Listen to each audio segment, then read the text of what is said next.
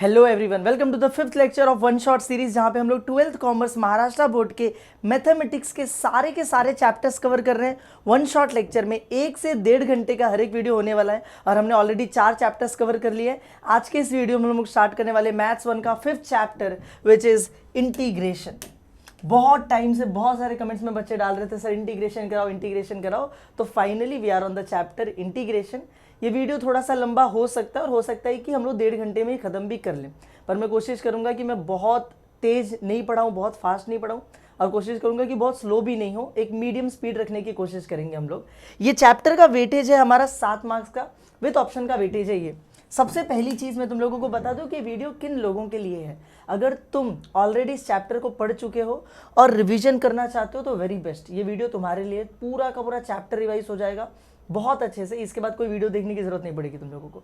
लेकिन अगर तुम लोग ये चैप्टर फर्स्ट टाइम पढ़ रहे हो तो भी तुम्हें ऑलमोस्ट जितने भी कॉन्सेप्ट्स मैं इसमें समझाऊंगा तुम्हें समझ में आएगा। और मैंने ऑलमोस्ट कोशिश की है कि सारे के सारे टॉपिक्स जो इस चैप्टर में पूछे जाते हैं और जितने भी चैप्टर में अवेलेबल है उन सबको कवर करने की कोशिश मैंने की है। तो तुम लोग ये वीडियो देख सकते हो, बट बेटर होगा कि अगर तुम लोग ऑलरेडी कोई नॉलेज रखते हो इंटीग्रेशन की पहले से, और लास्ट अगर तुम इंपॉर्टेंस पढ़ना चाहते हो, क्योंकि मैंने जितने भी क्वेश्चन इसमें उठाए हैं वो ऑलमोस्ट वैसे ही क्वेश्चन है जैसे एग्जाम में पूछे जाते हैं। ठीक है, तो बस हम लोग स्टार्ट करते हुए इसी के साथ हम लोग क्या क्या पढ़ेंगे यहाँ पे मैंने सब कुछ डाल दिया। हम सबसे पहले देखेंगे एंटी डेरिवेटिव, ये हमारे टॉपिक्स हैं। एंटी डेरिवेटिव, डरना मत, नाम से तुम्हें लग रहा होगा कि क्या दे दिया। एंटी डेरिवेटिव मतलब इंटीग्रेशन, डेरिवेटिव का उल्टा इज कॉल्ड इंटीग्रेशन, उसी को बोलते हैं एंटी डेरिवेटिव। फिर हम पढ़ेंगे सब्स्टिट्यूशन, हम पढ़ेंगे integral of a special type, जो एक स्पेशल टाइप होता है जिसमें EX का यूज होता है, जो मैं तुम लोगों को बताऊंगा पढ़ते time. Integral of a special type which is quadratic equation, 1 होता है अपॉन में क्वाड्रेटिक इक्वेशन दिया होता है, वो भी सॉल्व करेंगे।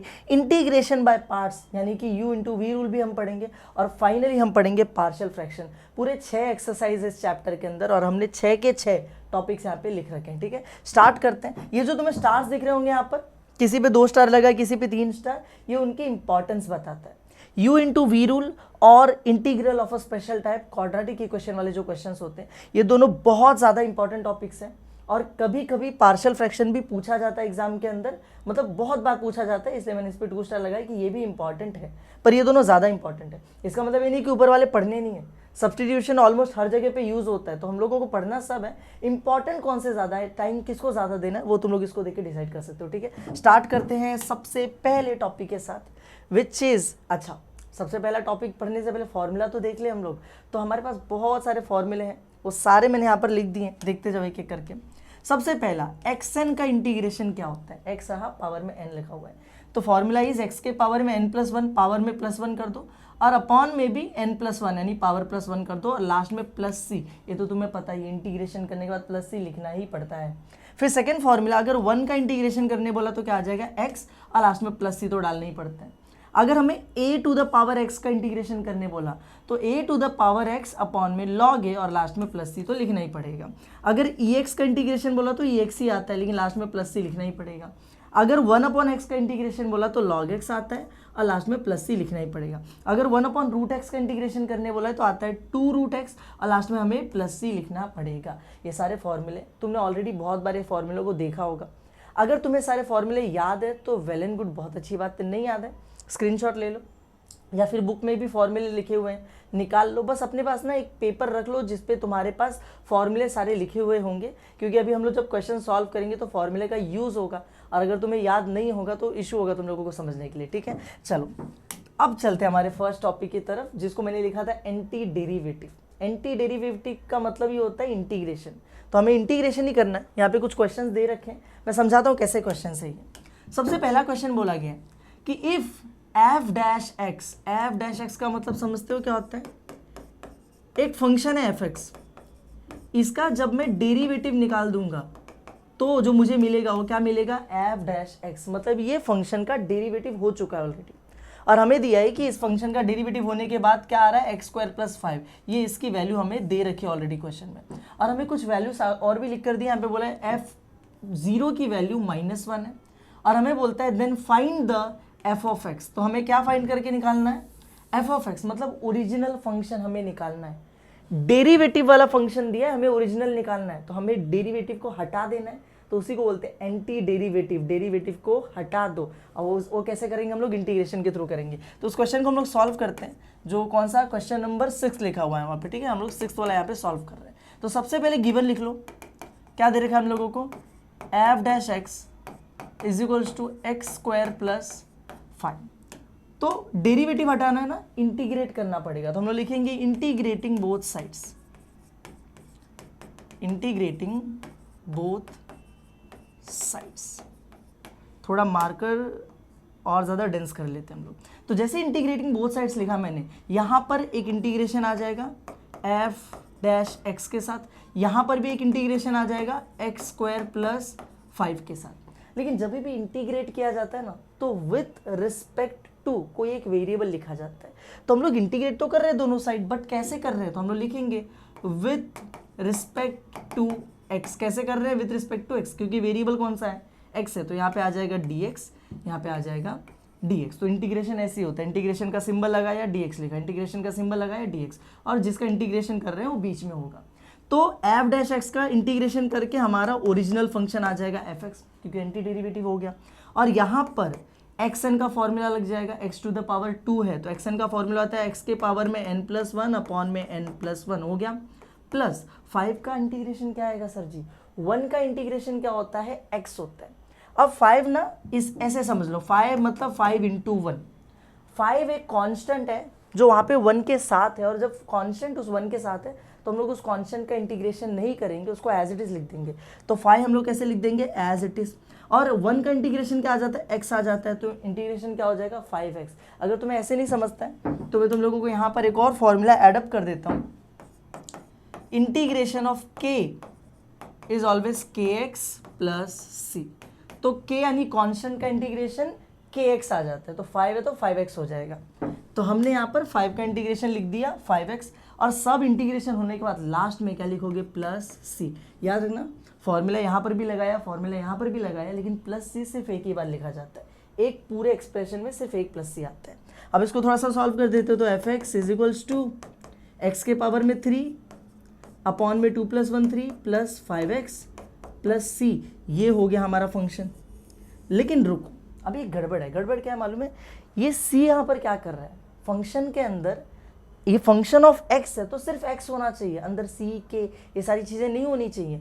तो उसके लिए हमें एक और कंडीशन दी गई थी, f(0) की वैल्यू दी गई थी -1। तो हम लोग यहाँ पे देखेंगे, हम लिखते हैं कि गिवन f(0) कितना दिया था, -1। तो देयरफॉर f(0) मतलब फंक्शन में x की जगह 0 पुट कर दो। तो ये रहा f(x), अब यहाँ पर x की जगह मैं 0 पुट कर देता हूँ, तो ये x का क्यूब अब क्या हो जाएगा, 0 का क्यूब अपॉन में 3 प्लस 5x, तो 5x की जगह 0 आ जाएगा, प्लस c आ जाएगा। तो हम लोग देखते हैं f(0) की वैल्यू हमें क्या दी गई है, -1, तो यहाँ पर आ गया -1। 0 का क्यूब 0 होता है, 0 अपॉन एनीथिंग 0, 5 0 0, तो ये दोनों तो मतलब ही नहीं लिख कर, क्या बचा c। तो हमें मिल गया c is equals to -1, c की भी वैल्यू आ गई -1। अब फाइनल हम लोग एक्सप्रेशन लिखेंगे कि देयरफॉर f(x) यानी function is equals to x³ upon में 3 प्लस 5x और प्लस c की जगह c की वैल्यू कितनी है, -1, तो हम यहाँ पे लिख देंगे -1, and this is our final answer. समझा, ऐसे करते हैं एंटी डेरिवेटिव। डेरिवेटिव दिया उसको हटाते कैसे, ऐसे हटाया जाता है, ठीक है। आगे देखते हैं, आगे क्या क्वेश्चंस दिए गए हमें। आगे एक और क्वेश्चन सेम इसी वे में क्वेश्चन दिया हुआ है, तुम लोग इसको खुद से भी चाहो तो सॉल्व करने की कोशिश कर सकते हो। बस फर्क कितना होगा मालूम है, यहाँ पर देखो ऑलरेडी एक्सप्रेशन में k दिया हुआ है और तुम लोगों को k की वैल्यू निकालनी पड़ेगी इस बार। लेकिन जब तुम लोग इंटीग्रेशन करोगे तो एक कांस्टेंट आ जाएगा c, तो c की भी वैल्यू निकालनी पड़ेगी, दोनों सॉल्व करना पड़ेगा। चलो ये वाला क्वेश्चन मैं करवा देता हूँ, थर्ड वाला तुम लोग खुद से कर लेना। तो वहाँ पर क्या गिवन है, given f(x) is equals to क्या लिखा हुआ है, 4x³ - 3x² plus 2x plus k। तो लिख देते हैं हम लोग 4x³ - 3x² plus 2x plus k। Let us check कि क्वेश्चन गलत नहीं है हमारा। तो 4x³ 3x² 2x k, perfect. अब एंटी डेरिवेटिव करना है, f(x) निकालना है, तो इसका इंटीग्रेशन कर देंगे। हम लिखेंगे integrating both sides with respect to x। तो यहाँ पर भी इंटीग्रेशन आ जाएगा एफ डैश एक्स के साथ और डी एक्स। यहाँ पर भी इंटीग्रेशन आ जाएगा पूरे के साथ 4x cube minus 3x square plus 2x plus k के साथ यहाँ पर dx। अब इसका इंटीग्रेशन क्या हो जाएगा fx, सिंपल है। यहाँ पर 4 कांस्टेंट है और x क्यूब के साथ है। जब भी कोई कांस्टेंट किसी x के वेरिएबल के साथ होता है तो उस कांस्टेंट का इंटीग्रेशन नहीं करते, याद रखना। डेरिवेटिव में भी सेम रूल फॉलो होता था। तो 4 को एज इट इज लिखेंगे, x क्यूब का इंटीग्रेशन कर देंगे तो xn का फॉर्मूला लग जाएगा x के पावर में n+1 अपॉन में भी n+1, काम खत्म हो गया हमारा। माइनस यहाँ पे इंटू 3 एज इट इज, यहाँ पे xn का फॉर्मूला तो x के पावर में n+1 अपॉन में भी n+1, काम खत्म हो गया हमारा। ये भी 2 x के साथ है तो 2 को एज इट इज लिखेंगे। यहाँ पे x मतलब x के पावर में कुछ नहीं यानी कि 1, तो xn का फॉर्मूला लगाएंगे। तो x के पावर में 1 है ऑलरेडी और n+1 किया तो 1+1 और नीचे भी 1+1 और लास्ट में k दिया तो k का इंटीग्रेशन अभी बताया था kx आता है, अभी पीछे देखा था हम लोगों ने। और क्योंकि सबका इंटीग्रेशन हो चुका है इसलिए लास्ट में क्या आ जाएगा प्लस c। तो अब हम इसको सॉल्व कर देते हैं फटाफट से। fx is equals to 4 as it is रहेगा, x के पावर में 4 आ गया अपॉन में 3+1 कितना हो जाता है 4, माइनस 3 को एज इट इज लिखेंगे, x के पावर में 3 आ गया अपॉन में 2+1 कितना हो जाएगा 3, प्लस 2 को एज इट इज लिखेंगे, x के पावर में कितना है 2 अपॉन में भी कितना आ गया 2 प्लस kx प्लस c। कुछ कैंसल आउट हो रहा है, देखो 4 4 कट गया, 3 3 कट गया, 2 2 कट गया और हमारे पास एक सिंपल सा इक्वेशन बच रहा है फाइनली कि fx is equals to x के पावर में 4 माइनस x के पावर में 3 प्लस x का square plus kx plus c। अब बेसिकली हम लोगों को fx तो मिल गया, पर दिक्कत क्या है, x का फंक्शन है तो x होना चाहिए सब वेरिएबल में। यहाँ पे k कांस्टेंट, c कांस्टेंट क्या कर रहा है, नहीं चलेगा, k और c की वैल्यू निकाल कर डालनी पड़ेगी। तो उसके लिए हम क्वेश्चन में चलेंगे और देखेंगे कि क्या हमें कुछ ऐसा दिया है जिसका यूज़ करके k c निकल सकता है। देखो दिया हुआ है f(0) इज इक्वल्स टू 1, हमें लिख कर दे दिया है, यहाँ पर ये लिख कर दे दिया है और साथ में यहाँ पर दिया f(1) इज इक्वल्स टू 4। तो हम लोग चलो इन दोनों का यूज़ करते हैं। हम लिखेंगे given f(0) is equals to 1 और हम लोगों को साथ में क्या दिया है and f(1) is equals to 4, दोनों का यूज़ करते हैं। पहले इसका कर लेते हैं। तो हम फंक्शन में x की जगह 0 पुट करेंगे, तो x की जगह क्या पुट कर दिया 0, तो 0 के पावर में 4 माइनस 0 का क्यूब प्लस 0 का square plus k into 0 plus c। तो हमें मिल रहा है f(0), देखो इसकी वैल्यू पता है ऑलरेडी कितनी है 1, तो 1 इज इक्वल्स टू ये 0 गायब, ये भी गायब, ये भी गायब, ये भी 0 बन के गायब, बचा क्या c। तो हमें मिल गया c इज इक्वल्स टू 1, काम खत्म।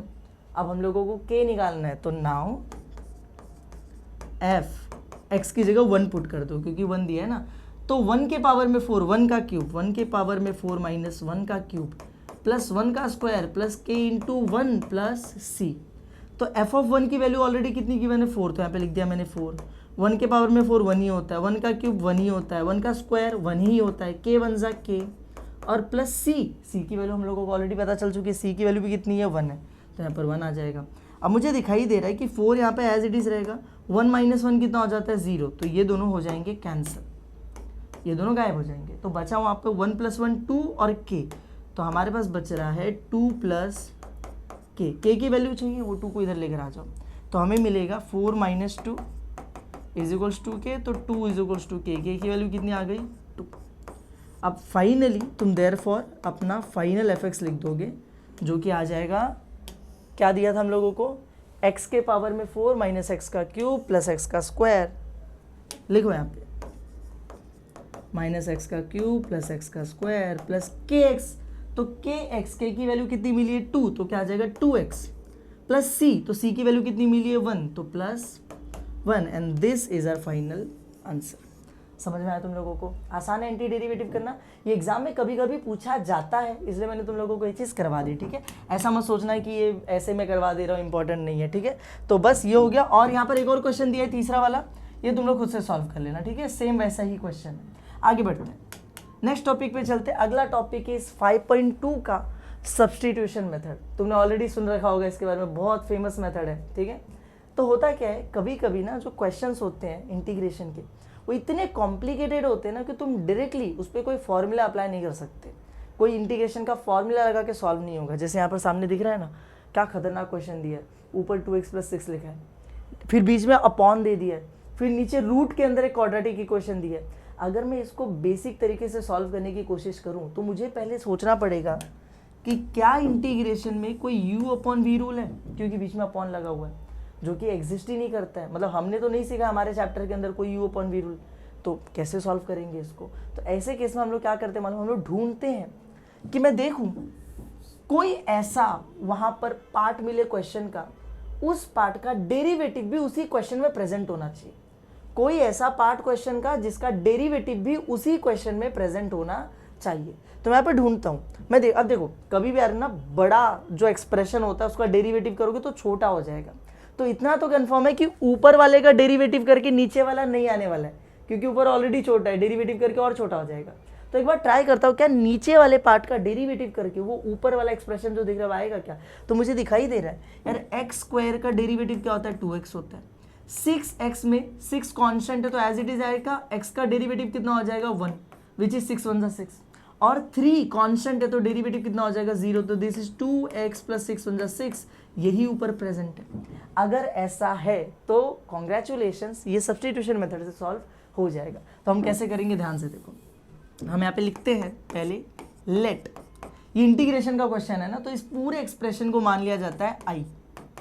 तो इंटीग्रेशन 2x + 6 अपॉन में क्वेश्चन में क्या लिख कर दिया है x² + 6x + 3 dx।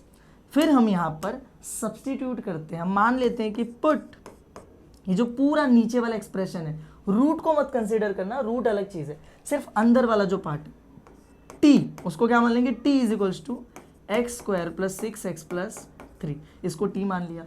अब इसका डेरिवेटिव निकालो, तो हम लोग लिखते हैं differentiating with respect to x। तो यहाँ पर आ जाएगा d/dx किसके साथ, t के साथ। यहाँ पर आ जाएगा d/dx किसके साथ, x² + 6x + 3 के साथ। ये हो जाएगा dt/dx, सिंपल। उस साइड में क्या होगा, x² का डेरिवेटिव 2x, 6x का भी देखे थे 6 1 6 हो जाएगा, 3 कांस्टेंट है तो 0 आ जाएगा, हमें मिल गया, ये डेरिवेटिव आ गया। उसके बाद क्या करना मालूम है, हर बार यही करोगे, ये जो dx दिख रहा है नीचे यहाँ पे डिवाइड हो रहा है, इसको वहाँ पर भेजो, वहाँ पे जाके मल्टीप्लाई हो जाएगा। तो यहाँ पे बचेगा सिर्फ dt = 2x + 6, ब्रैकेट में लिख दिया क्योंकि dx दोनों के साथ मल्टीप्लाई होगा, और वहाँ पे आ गया dx। इतना समझ में आ गया, और बस हमारा काम आधा 50% काम हमारा हो गया। इतना करने के बाद अब तुम आओगे और लिखोगे देयरफॉर i = इंटीग्रेशन। अब हम ना क्वेश्चन को चेंज करेंगे। अभी तक क्वेश्चन में हर जगह पे हमें क्या दिख रहा था, x x x x, अब हमें x नहीं चाहिए, हमें अब चाहिए t। तो हम लोग देखते हैं कि ये नीचे रूट है और इसके अंदर ये जो पूरा एक्सप्रेशन है इसको हमने क्या मान लिया था, t। तो मैं नीचे डिनोमिनेटर में क्या लिख दूंगा, रूट, और अंदर t। तो मैं पे लिख देता हूँ भाई डिनोमिनेटर में नीचे, एक सेकंड को उसको थोड़ा सा शिफ्ट करने दो, रूट और अंदर क्या आ गया t। अच्छा, वो ऊपर वाला जो पार्ट है 2x + 6, ये हमने कहीं देखा हुआ है क्या, उसको भी t बनाना है, लेकिन हमने उसको तो t माना नहीं था, लेकिन इसको हमने अभी कहीं देखा था। कहाँ पे देखा था, देखो यहाँ पे देखा था, 2x + 6 डेरिवेटिव निकालने के बाद आया था। इसके साथ देखो dx भी है, 2x + 6 भी और dx भी है। तो ये पूरा जो पार्ट है, इतना पूरा, ये किसके बराबर है, ये पूरा किसके बराबर है, dt के बराबर है। तो मैं उस पूरी की जगह क्या लिख दूंगा, dt। तो यहाँ पर आ जाएगा अभी dt, सिंपल हो गया हमारा काम। और डायरेक्टली dt ना लिखकर तुम ऐसा करो, dt को बाजू में लिख दो, तो यहाँ पे लिखने के लिए कुछ बचा ही नहीं, तो क्या लिख दोगे 1। तो अब जरा ध्यान से देखो, तो i = 1/√t, 1/√x का इंटीग्रेशन 2√x होता है, तो 1/√t का क्या हो जाएगा, 2√t, और लास्ट में +c कांस्टेंट। इसका इंटीग्रेशन आता था, कर दिया हमने, +c लिख दिया। अब t की वैल्यू पुट कर दो, तो i = 2√t की वैल्यू x² + 6x + 3, और लास्ट में जो प्लस कांस्टेंट है c, ये लो, ये है हमारा फाइनल आंसर। आसान था, एक बार इस फॉर्मेट में आया फिर तो इंटीग्रेशन हमें आता ही है, कर दो और t की वैल्यू रखो, हमारा काम खत्म हो जाएगा। इतना ही था सब्स्टिट्यूशन। चलते अपने अगले क्वेश्चन की तरफ। अगेन सब्स्टिट्यूशन का क्वेश्चन है, बहुत कॉम्प्लिकेटेड दिख रहा है, लग रहा है u/v रूल लगाना पड़ेगा, और नीचे रूट भी दे रखा है। तो हम सोचेंगे कि क्या कोई ऐसा पार्ट है जिसका डेरिवेटिव वहीं पे प्रेजेंट हो। तो मैं देखता हूँ, नीचे दिया है 1 + x⁴, 1 का डेरिवेटिव 0, x के पावर में 4 का डेरिवेटिव आ जाएगा 4x क्यूब।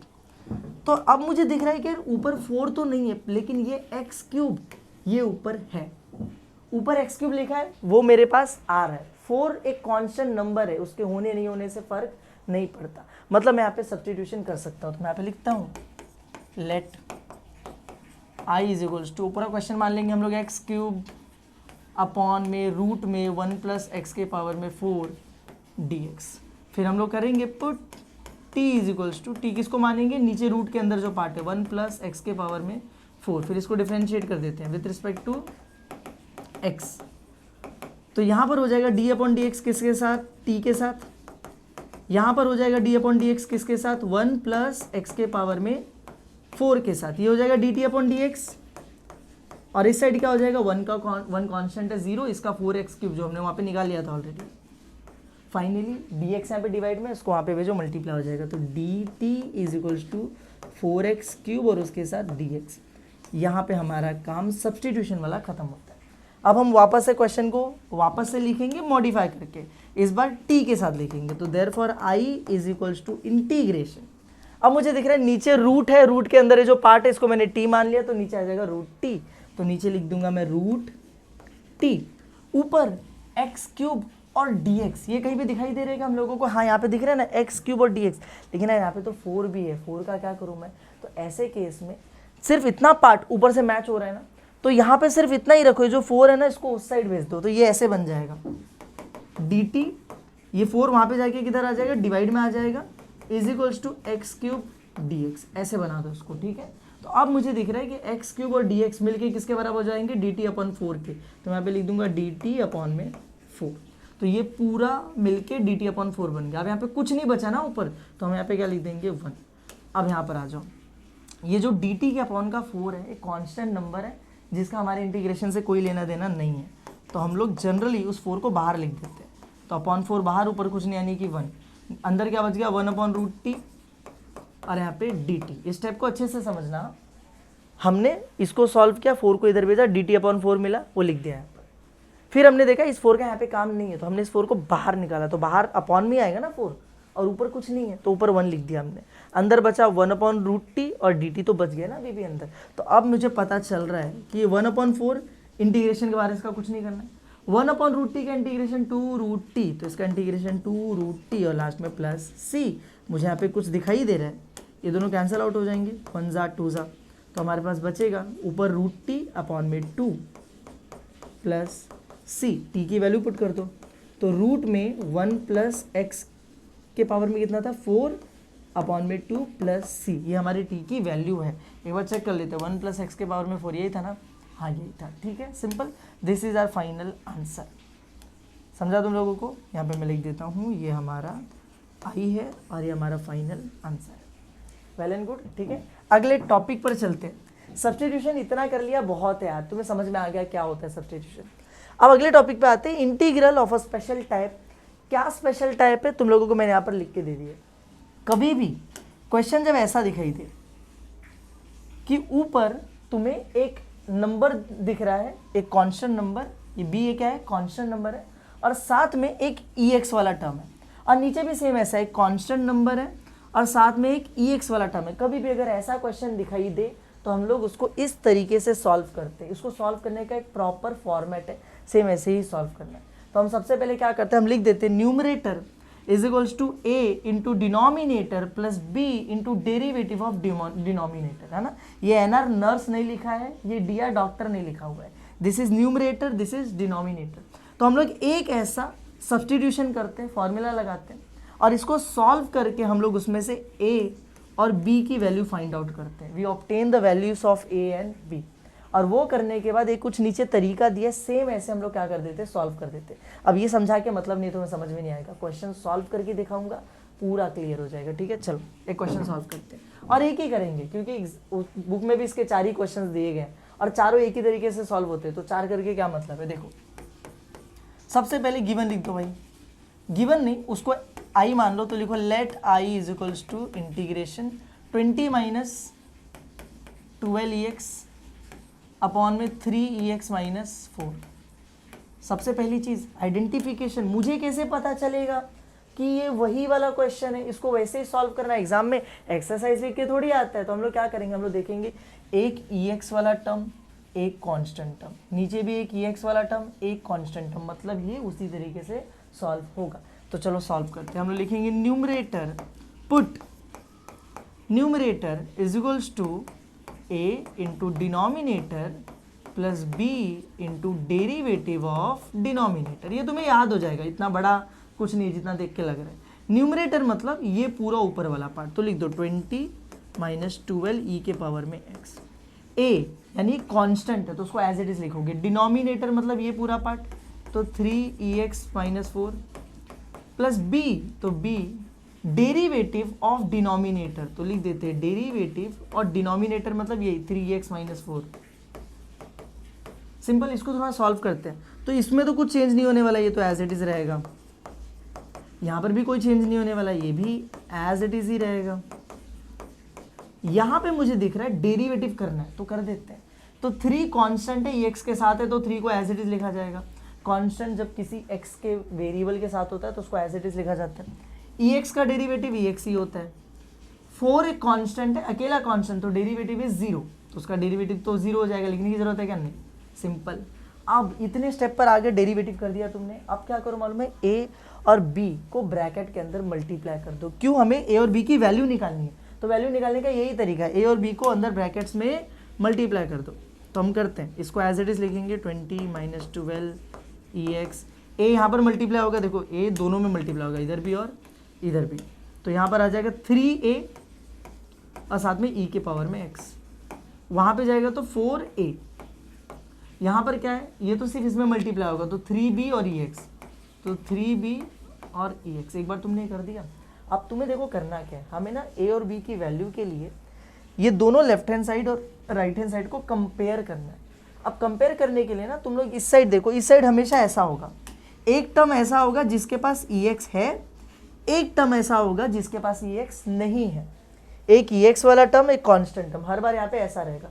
तो हमें उस साइड भी सेम फॉर्मेट बनाना पड़ेगा, एक EX वाला टर्म, एक कांस्टेंट वाला टर्म, एक EX वाला, एक विदाउट EX वाला, ऐसा 2 ही टर्म्स वहाँ पे चाहिए। तो वो कैसे बनेगा, ऐसे, यहाँ पर EX है, यहाँ पर भी EX है, दोनों में है, तो EX को कॉमन ले लो।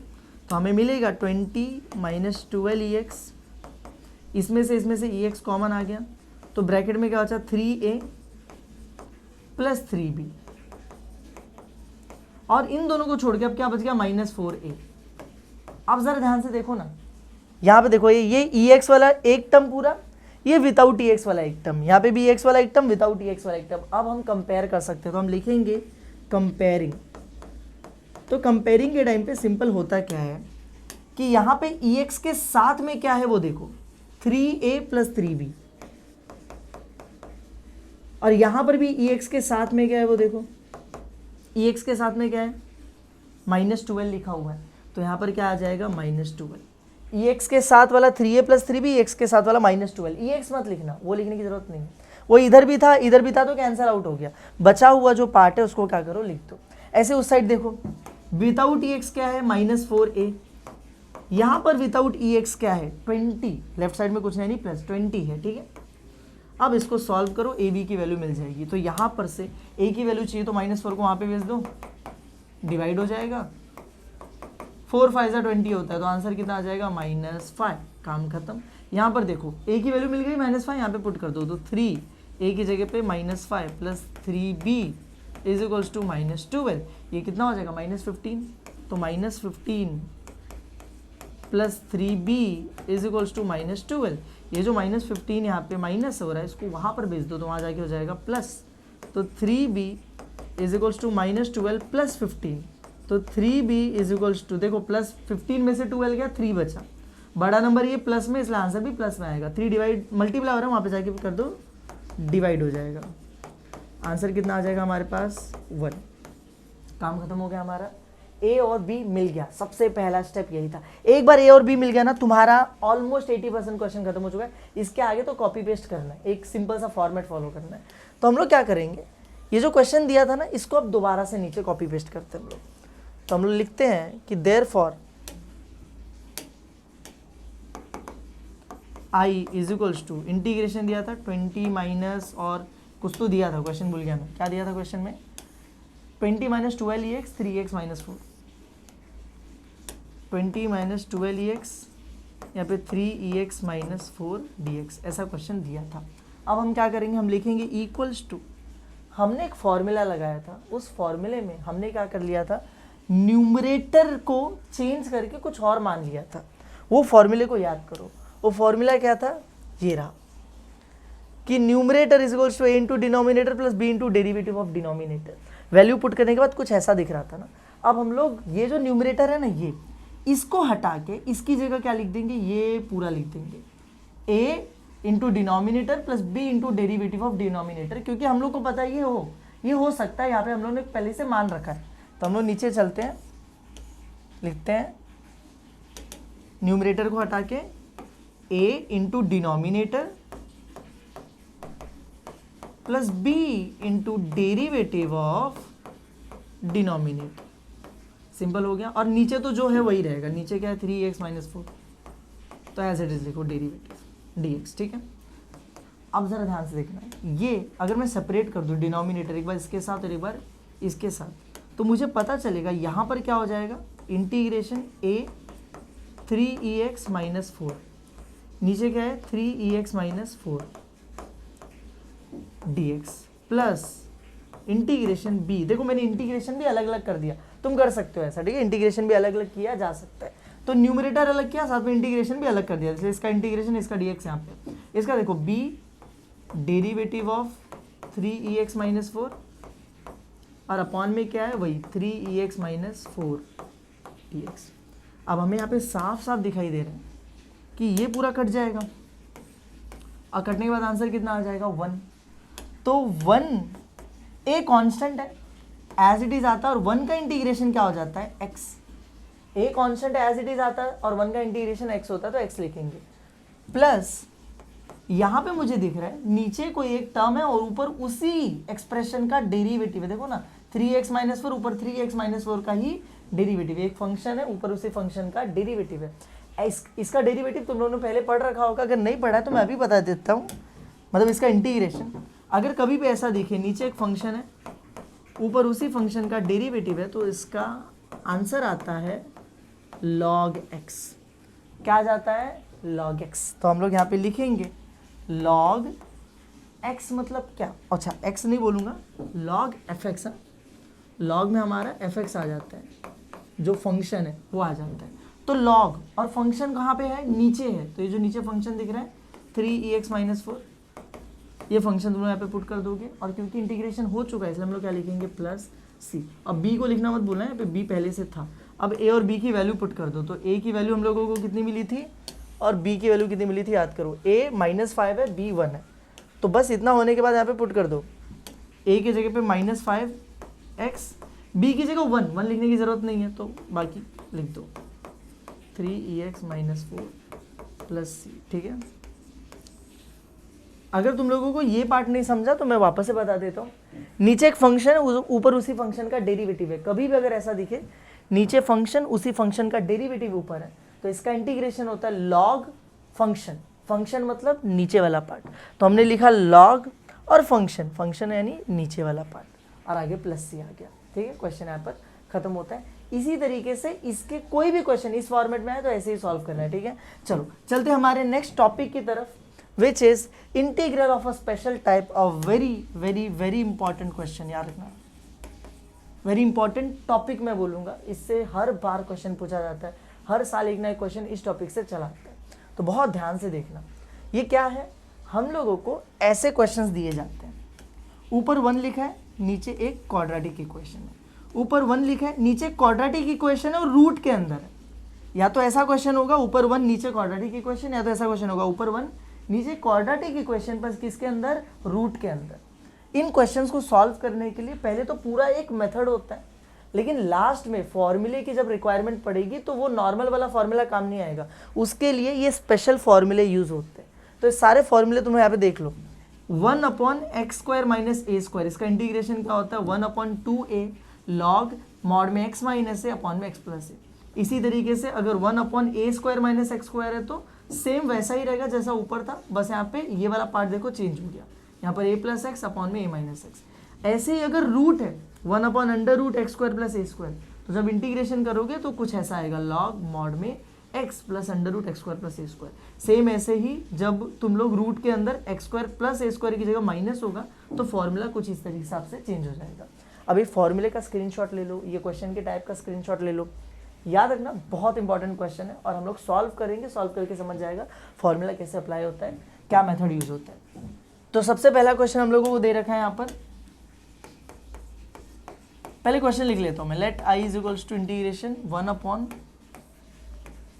4x square minus 20x plus 17।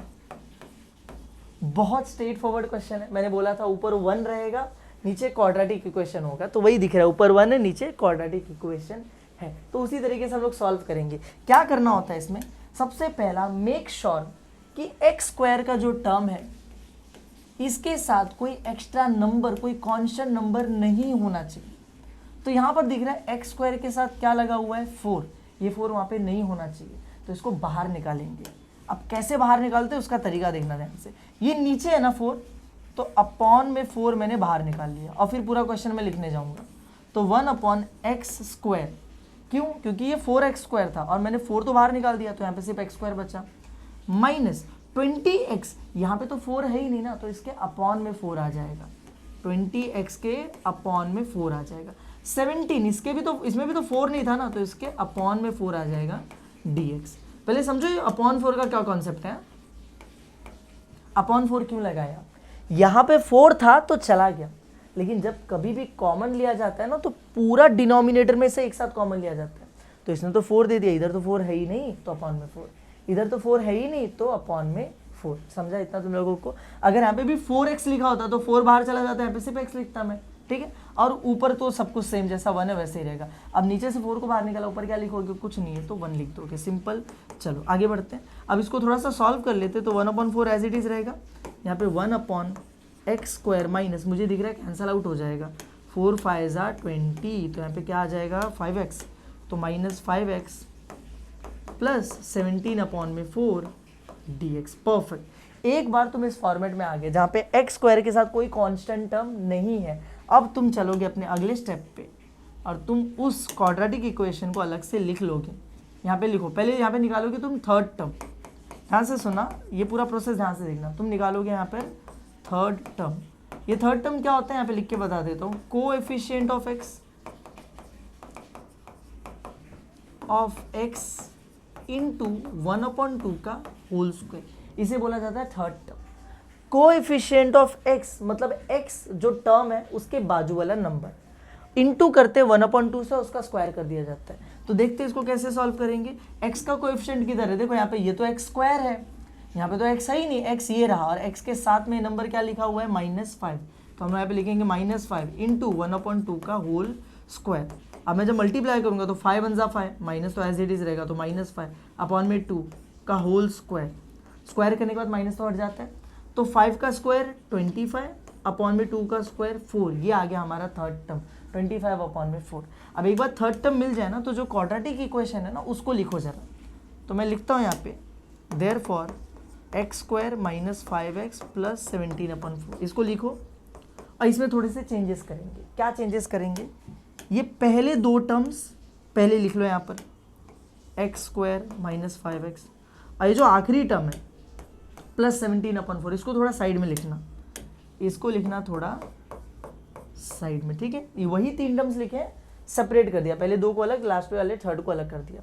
ये जो थर्ड टर्म दिख रहा है ना हम लोगों को, अब हम लोग क्या करेंगे, इसको ये जो पहला वाला पार्ट है इसमें ऐड करेंगे, सेकेंड वाले पार्ट से सब्ट्रैक्ट करेंगे। यहाँ पर ऐड करेंगे, पहले वाले पार्ट में ऐड, क्या लिख रहा हूँ मैं, ऐड कर देंगे, सेकेंड वाले पार्ट में हम लोग सब्ट्रैक्ट कर देंगे, ठीक है। तो हम यहाँ पे देखते हैं, मैं यहाँ पे लिख देता हूँ प्लस 25/4, यहाँ पर क्या आ जाएगा -25/4, और बस इसको अब हम लोग सॉल्व करेंगे। इसको चाहिए तो ब्रैकेट्स में ले लो, ये एक ब्रैकेट में आ गया, उसको ब्रैकेट में लिखने की जरूरत नहीं है, एक ये सिर्फ इतना वाला पार्ट ब्रैकेट में लिख दिया, काम हो गया। तो हम लोग चलते हैं इसको सॉल्व करते हैं।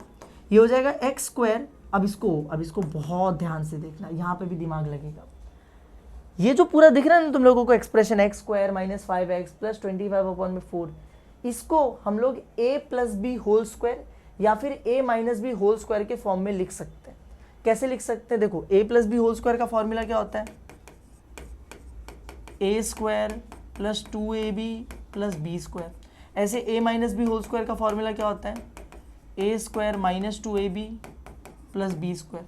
और अभी ये जो फॉर्मेट बन चुका है ना, ये वही वाला फॉर्मेट है, a square minus 2ab plus b square. देखो ना, a square minus 2ab plus b square हम लोग को दिखाई दे रहा है। तो क्योंकि ये इस फॉर्मेट से मैच हो रहा है तो मैं इसको इस फॉर्म में लिख सकता हूँ ना। तो कैसे लिखेंगे ज़रा ध्यान से देखना। हम लोग क्या करेंगे, a का स्क्वायर नहीं लिखना है, सिर्फ अंदर क्या लिखना है? a। तो हम लोग x का स्क्वायर नहीं लिखेंगे, अंदर सिर्फ क्या लिखेंगे? x। फिर बीच में माइनस आता है तो हम लोग बीच में क्या लिख देंगे? माइनस। फिर b का स्क्वायर नहीं, देखो लास्ट में b का स्क्वायर है, पर b का स्क्वायर नहीं लिखना है, सिर्फ किसको लिखना है? b को। तो लास्ट में मुझे दिख रहा है 25/4, पर वो तो b स्क्वायर है ना, मुझे सिर्फ b लिखना है, मतलब स्क्वायर रूट करके लिखो। तो 25 की जगह मैं क्या लिखूंगा? 5। 4 की जगह मैं क्या लिखूंगा? 2 का होल स्क्वायर। ये हो गया a माइनस बी का होल स्क्वायर। तो हर बार याद रखना, इस पर ध्यान मत दो। यहाँ पर जब भी आओगे तो क्या करना, एक्स स्क्वायर की जगह एक्स आ जाएगा, हर बार यहाँ पे एक्स स्क्वायर होगा एक्स आ जाएगा, और यहाँ पर जो भी पार्ट होगा उसका स्क्वायर रूट करके लिख दो। तो 25 का 5, 4 का 2 और यहाँ पर होल स्क्वायर। बीच में माइनस लगाना है फिर प्लस लगाना है, डिपेंड करेगा यहाँ पर, इधर माइनस है तो माइनस, इधर पे प्लस है तो प्लस, क्योंकि माइनस 2ab प्लस 2ab यही फर्क होता है a plus b whole square में और a minus b whole square में। ठीक है, और आगे वाला पार्ट तो नॉर्मली सॉल्व कर दो। तो ये दोनों के अपॉन में 4 है, तो दोनों के अपॉन में 4 ऐसे आ जाएगा और 17 माइनस 25 हो जाएगा। अब कुछ सोचो, 25 में से 17 निकाला, कितना बचा? 5, 3, 8 बचा। तो ये आ जाएगा -8/4, कैंसल आउट करके कितना आ जाएगा बताओ जरा? 2 आ जाएगा। तो पूरा सॉल्व करके हमें पता है यहाँ पे कितना आ जाने वाला है? -2। माइनस है तो -2, तो यहाँ पर आ जाएगा -2। सिंपल है, आसान है। अब हम लोग आगे बढ़ते हैं, अब इसको हटा दो, अब हम लोग आगे बढ़ते हैं। तो हम वापस से क्वेश्चन लिखेंगे, therefore i is equals to integration, ऊपर 1 था तो 1, यहाँ पे देखो ऊपर बाहर 1/4 भी था, वो भी याद रखना, अपॉन में रूट नहीं था, नॉर्मली क्वाड्रेटिक इक्वेशन लिखा था, तो ये लिखा हुआ था ना ये पूरा। अब हम लोग इसको हटा देंगे, इसकी जगह क्या लेकर आ जाएंगे? ये, क्योंकि ये दोनों बराबर ही हैं, तो ये लिखा या ये लिखा कोई फर्क नहीं पड़ता है, ये वाला लिखेंगे, x -5/2 का होल स्क्वायर -2 dx। परफेक्ट, हमारा काम हो गया। अब पता है ये ना इंटीग्रेशन लेने लायक बन चुका है। हम लोगों ने देखो फॉर्मूले पढ़े थे, अब उन फॉर्मूले को देखते हैं। तो फॉर्मूले में मुझे दिख रहा है हर जगह पे x square a square, a square x square, x square a square, x square a square, दोनों टर्म्स, दो टर्म्स है और दोनों पे स्क्वायर है। लेकिन अगर मैं यहाँ पर देखूँ तो अरे इस पे स्क्वायर है, पर यहाँ पे कोई स्क्वायर नहीं है 2 के ऊपर, तो उसको भी स्क्वायर बनाना पड़ेगा। तो यार 2 किसी का स्क्वायर नहीं होता है। 4 लिखा होता मैं लिख देता 2 का स्क्वायर, 9 लिखा होता मैं लिख देता 3 का स्क्वायर, पर वहाँ पे ऑलरेडी 2 लिखा है और 2 तो किसी चीज़ का स्क्वायर नहीं है, तो 2 को लिख सकते हैं हम लोग √2 का स्क्वायर, क्योंकि रूट का स्क्वायर करेंगे तो स्क्वायर और रूट हटके 2 बन जाता है, तो 2 को क्या लिखा जा सकता है? √2 का स्क्वायर। तो हम लोग नेक्स्ट स्टेप में यहाँ पे लिख देंगे i is equals to 1/4 x -5/2 का होल स्क्वायर -√2 का स्क्वायर। हमारा काम हो गया। अब ये एक फॉर्मूले से मैच हो रहा है, कौन सा formula? 1/x square minus a square. तो अब हम लोग देखते हैं किधर है फॉर्मूला, ये रहा 1/x square minus a square. तो हम लोग ये पूरा फॉर्मूला वहाँ पे अप्लाई कर देंगे, ठीक है। तो अब यहाँ पर आ जाओ और हम लोग लिखते बाय फॉर्मूला, वो पूरा फॉर्मूला मैं यहाँ पे लिख रहा हूँ। तुम्हें एग्जाम में ऐसा लिखने की ज़रूरत नहीं है, तुम चाहो तो लिख भी सकते हो, चाहो तो मत लिखो। मैं इसलिए लिख रहा हूँ ताकि हम लोग कोई गलती नहीं करते हैं, ठीक है। तो फॉर्मूला क्या है कि इंटीग्रेशन में कभी भी 1/x square minus a square दिखेगा तो हम लिखते हैं 1/2a लॉग मॉड में x माइनस a अपॉन में x plus a plus c, ठीक है। अब हम लोग इसी को अप्लाई करते हैं। तो therefore i is equals to, ये 1/4 तो बाहर है, इसको तो एज इट इज लिखा जाएगा, यहाँ पे फॉर्मूला लगेगा। तो फॉर्मूला इज 1/2a लगाते हैं, 1/2a, a मतलब किधर है भाई? ये रहा a का स्क्वायर, देखो ना x square minus a square, तो ये रहा a का स्क्वायर, a मतलब जो अंदर वाला नंबर है, तो √2, 1/2 और a की जगह √2, फिर लॉग मॉड में x माइनस a, x मतलब किधर यार? यहाँ पे जो स्क्वायर हो रहा था वो x था, यहाँ पे तो इस पूरे का स्क्वायर हो रहा है, तो पूरा हमारे लिए x है, तो ये है हमारा x, यहाँ पे से क्या करना है माइनस ए यानी √2 और नीचे x यानी पूरा ये 5/2 के साथ प्लस a तो प्लस √2, ये हो गया हमारा काम। और इतना लिखने के बाद लास्ट में क्या आ जाएगा प्लस c। सिंपल है। अब बस इसी को सॉल्व कर दो तो हमें दिखाई दे रहा है ये 1/4 है। देखो 1/4 और ये दोनों के बीच में कोई सिंबल नहीं, मतलब मल्टीप्लाई होने वाले, तो कैंसलेशन हम लोग कर सकते हैं या फिर मल्टीप्लीकेशन कर सकते हैं। कैंसल होने लायक कुछ दिख नहीं रहा है तो 1 1 1, 4 2 8 और √2, तो यहाँ पर आ जाएगा 8√2 लॉग। यहाँ पर क्या हो जाएगा, देखो इसमें ना /2 है, इसमें भी /2 है और हमें अच्छा नहीं लगता है कि उसमें /2 दिखे, तो हम लोग पता है क्या करते हैं, ऊपर सारे टर्म्स को 2 से मल्टीप्लाई कर देते हैं और नीचे भी सारे टर्म्स को 2 से मल्टीप्लाई कर देते हैं। ऐसा हम लोग कर सकते हैं, एक ही नंबर लेके पूरा ऊपर भी मल्टीप्लाई कर दिया, पूरा नीचे भी। इसका फायदा क्या होगा, वो अपॉन का 2 हट जाएगा। जब ऊपर सबको 2 से मल्टीप्लाई करोगे तो ये x क्या हो जाएगा 2x, इसको जब 2 से मल्टीप्लाई करोगे तो 2 और 2 कैंसिल होगी, सिर्फ क्या बच जाएगा 5। इसको जब 2 से मल्टीप्लाई करोगे तो ये हो जाएगा 2√2। ऐसे नीचे भी करना पड़ेगा तो ये हो जाएगा x की जगह पे 2x, यहाँ पे 2 कट के बचेगा -5 और यहाँ पे हो जाएगा 2√2 और plus c। This is our final answer. I hope तुम लोगों को समझ में आया होगा जो भी मैं समझा रहा हूँ, जो भी मैं सिखा रहा हूँ, ठीक है। अब बस ये थोड़ा सा लेंदी चला गया था पर आसान होता है, एक पर्टिकुलर फॉर्मेट बस फॉलो करना होता है, ठीक है। और कुछ क्वेश्चंस हैं इसी टॉपिक से जो मैंने लिए उनको सॉल्व करते हैं। इस क्वेश्चन को ज़रा ध्यान से देखना, वो बहुत स्ट्रेट फॉरवर्ड क्वेश्चन था। इसमें देखो क्या है, let i = integration x upon में 4x के पावर में 4 -20x² -3dx। मैंने बोला था क्वेश्चन फॉर्मेट में आएगा ऊपर 1 नीचे क्वाड्रेटिक इक्वेशन, ना तो ऊपर 1 है ना नीचे क्वाड्रेटिक इक्वेशन है, तो कैसे समझ में आएगा सर जी कि ये उसी टॉपिक का क्वेश्चन पूछा गया है। तो देखो वेरी वेरी सिंपल, यहाँ पर मुझे दिख रहा है x के पावर में 4 है, क्या दिख रहा है x के पावर में 4 है, यहाँ पर दिख रहा है x का स्क्वायर है और यहाँ पर x है ही नहीं। अगर नॉर्मल क्वाड्रेटिक इक्वेशन देखें तो यहाँ पर 2 होता है, यहाँ पे x होता है और यहाँ पे x होता ही नहीं। अगर तुम इसको मैच करने की कोशिश करो तो बस हो क्या रहा है, हर चीज़ डबल हो गई है। x² का डबल करके x के बारे में 4 कर दिया, x का डबल करके x का स्क्वायर कर दिया और यहाँ पे तो कुछ था ही नहीं, तो यहाँ पे बचा कुछ, डबल करने के बाद भी कुछ नहीं बचा, ठीक है। अगर नॉर्मल क्वेश्चन होता ना तो यहाँ ऐसे नहीं लिखा होता है, ऐसे लिखा होता 4x का 4 -20x का क्यूब प्लस 2x² -3, ऐसे लिख कर देता। वहाँ पे 4 वाला टर्म होता, पावर 3 वाला टर्म होता, पावर 2 वाला टर्म होता, फिर बिना x के टर्म वाला यानी कांस्टेंट टर्म होता है, ऐसे दिखाई देता।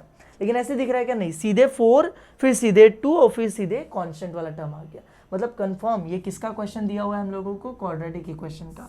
अब हम लोग करेंगे क्या, इसको नॉर्मल फॉर्म में लेकर आएंगे। वो कैसे करेंगे, सब्स्टिट्यूशन करके। जब भी ऐसा दिखाई दे तो तुम क्या करोगे, सब्स्टिट्यूशन करो। पुट t = x², t किसको मान लो, x के स्क्वायर को, तो क्या हो जाएगा, यहाँ पर पहले इसको डिफरेंशिएट करना पड़ेगा, differentiating with respect to x,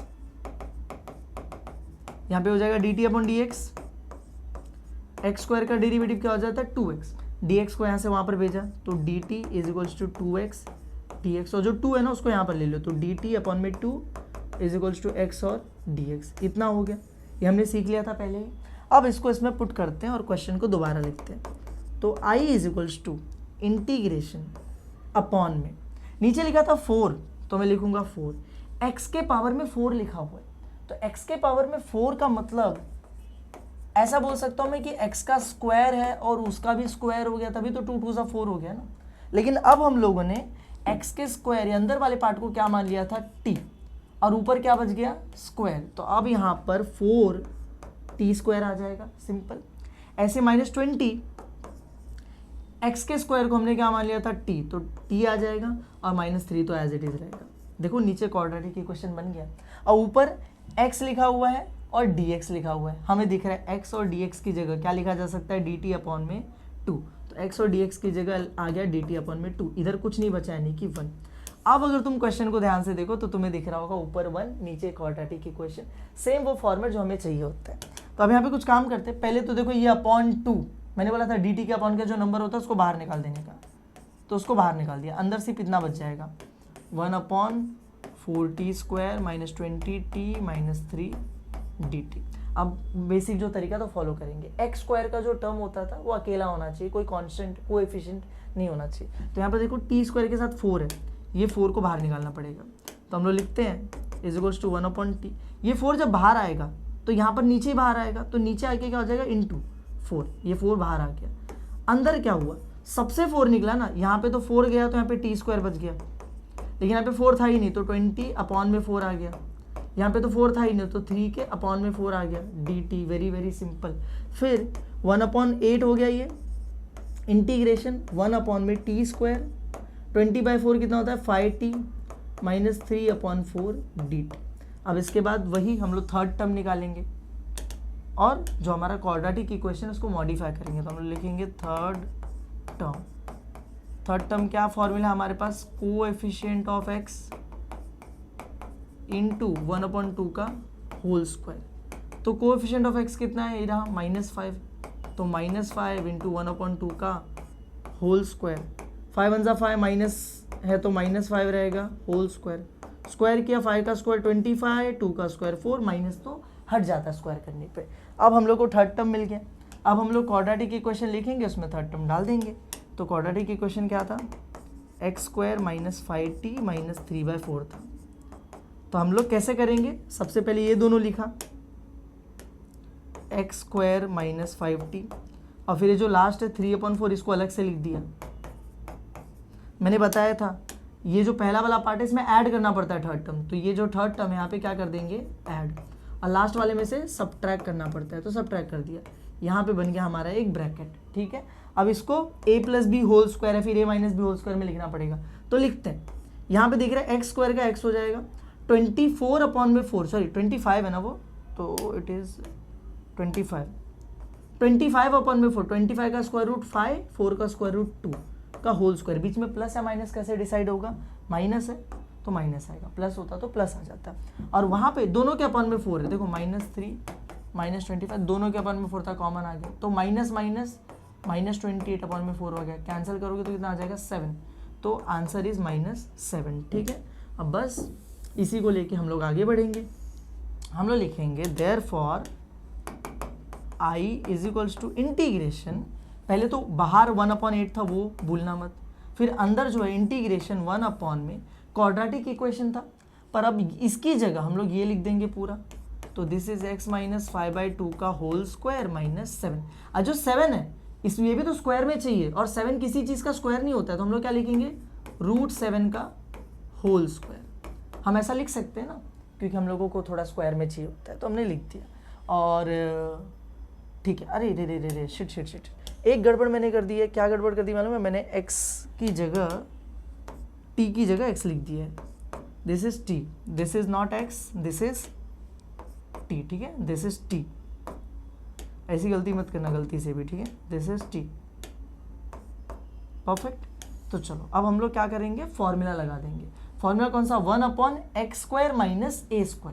और अब तुम लोगों को फॉर्मूला याद हो चुका होगा, तो हम लोग डायरेक्टली फॉर्मूला लगाएंगे, लिखेंगे नहीं। 1/8 एज इट इज, फॉर्मूला है 1/2a, तो 2a मतलब ये वाला नंबर √7, फिर लॉग मॉड में x - a, x मतलब ये पूरा माइनस a यानी √7, अपॉन में x प्लस a, तो x मतलब ये पूरा x प्लस a यानी √7, और लास्ट में आ जाएगा प्लस c। सिंपल हो गया हमारा काम। ये दोनों मल्टीप्लाई होंगे, 1 1 ज़ा 1, 8 2 ज़ा 16 √7, तो नीचे 16 √7 लॉग मॉड में अपॉन का 2 हटाना है, तो ऊपर पूरे को 2 से मल्टीप्लाई, नीचे पूरे को 2 से मल्टीप्लाई, तो दिस वुड बी 2t। यहाँ पे तो 2 कैंसिल हो गया, सिर्फ 5 बचेगा, यहाँ पे 2 √7 आ जाएगा। नीचे भी सेम 2t, सिर्फ 5 बचेगा, और क्या आ जाएगा 2 √7, लास्ट में कितना है प्लस c। फाइनली t की वैल्यू पुट करो, तुम्हारा काम हो गया। तो दिस इज 1/16 √7 लॉग मॉड में 2x², t की वैल्यू x² थी, -5 और -2 √7। नीचे भी same 2x² - 5 plus 2 √7 plus c। This is our final answer. समझ में आया तुम लोगों को, आसान क्वेश्चन था, सेम वैसा ही था, बस स्टार्टिंग में सब्स्टिट्यूशन हम लोगों को करना था। और याद रखना कि एग्जाम में ज़्यादातर जो क्वेश्चंस पूछे जाते हैं क्वाड्रेटिक से, वो ऐसे पूछे जाते हैं। क्यों पता है इसमें फ़ायदा क्या होता है उनका, उन्होंने तुम्हारा सब्स्टिट्यूशन और ये क्वाड्रेटिक वाला जो टाइप है दोनों साथ में चेक कर लिया, इसलिए वो ऐसे क्वेश्चन ज़्यादा पूछते हैं तुमसे, ठीक है।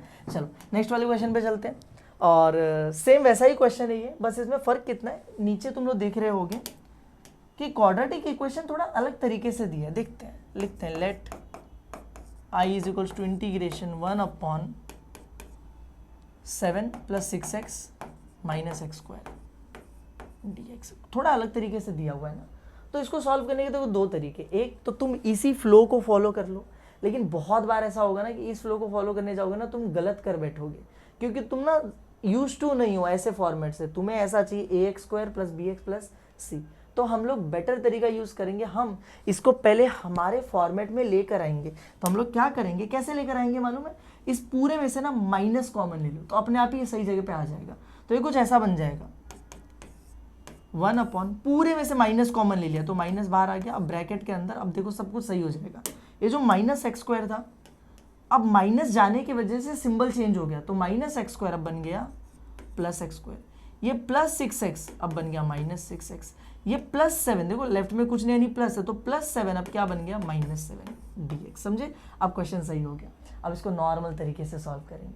तो नॉर्मल तरीका क्या है सर जी, x² के साथ कोई कोएफिशिएंट नहीं होना चाहिए, तो नहीं है, देखो ना कुछ भी नहीं है, तो वो जो एक स्टेप होता था कॉमन लेने का वो गायब हो गया।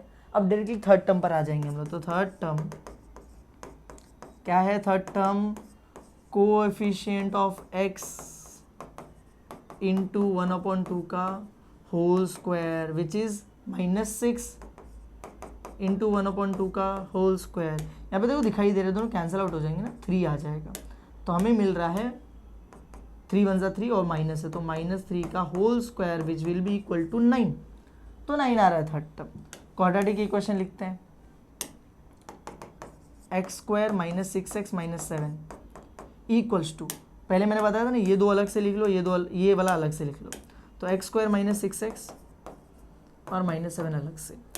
पहले वाले पार्ट में थर्ड टर्म ऐड हो जाता है, सेकेंड वाले में सब्ट्रैक्ट हो जाता है। तो ये जो 9 है यहाँ पर हो जाएगा ऐड, यहाँ पे ब्रैकेट बन जाएगा, वहाँ पे सब्ट्रैक्ट हो जाएगा। सिंपल इतना ही करना था। अब यहाँ पे देखते हैं क्या हो रहा है। तो मुझे दिखाई दे रहा है कि a + b होल स्क्वायर या फिर a - b होल स्क्वायर मुझे बनाना है। तो x² क्या बन जाएगा, x 9 किसका स्क्वायर है, 3 का, तो 9 का स्क्वायर रूट 3 आ जाएगा, और यहाँ पर आ जाएगा होल स्क्वायर। बीच में प्लस या माइनस, यहाँ पे माइनस दिख रहा है तो यहाँ पर भी माइनस आ जाएगा। -7 - 9 वुड बी -16। सिंपल हमारा काम हो गया, ठीक है। अब हम लोग क्वेश्चन पे चलते हैं। तो हम लोग लिखेंगे therefore i is equals to integration 1/ में, सब कुछ सही है, बस एक चीज़ याद रखना, यहाँ पे माइनस था ब्रैकेट के बाद। ऐसा अगर तुम भूल गए माइनस लिखना तो आगे चल के तुम्हारा आंसर गलत आएगा। फिर अंदर हमारे पास क्या बच रहा है, अब क्वाड्रेटिक इक्वेशन हट जाएगा, ये पूरा हट जाएगा, इसकी जगह आ जाएगा ये x - 3 का होल स्क्वायर -16 को भी स्क्वायर करके लिखना है ना, तो किसका स्क्वायर होता है 16, 4 का, तो 4 का स्क्वायर। सिंपल हमारा काम हो गया। अब तुम लोग फॉर्मूला लगाने से पहले जो माइनस है इसको अंदर भेज दोगे।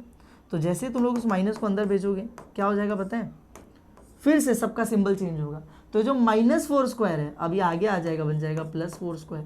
ये जो प्लस वाला पार्ट है अब यहाँ पर आके बन जाएगा माइनस वाला पार्ट। और अब हम लोग फॉर्मूला लगाएंगे, इस बार अलग फॉर्मूला लगेगा।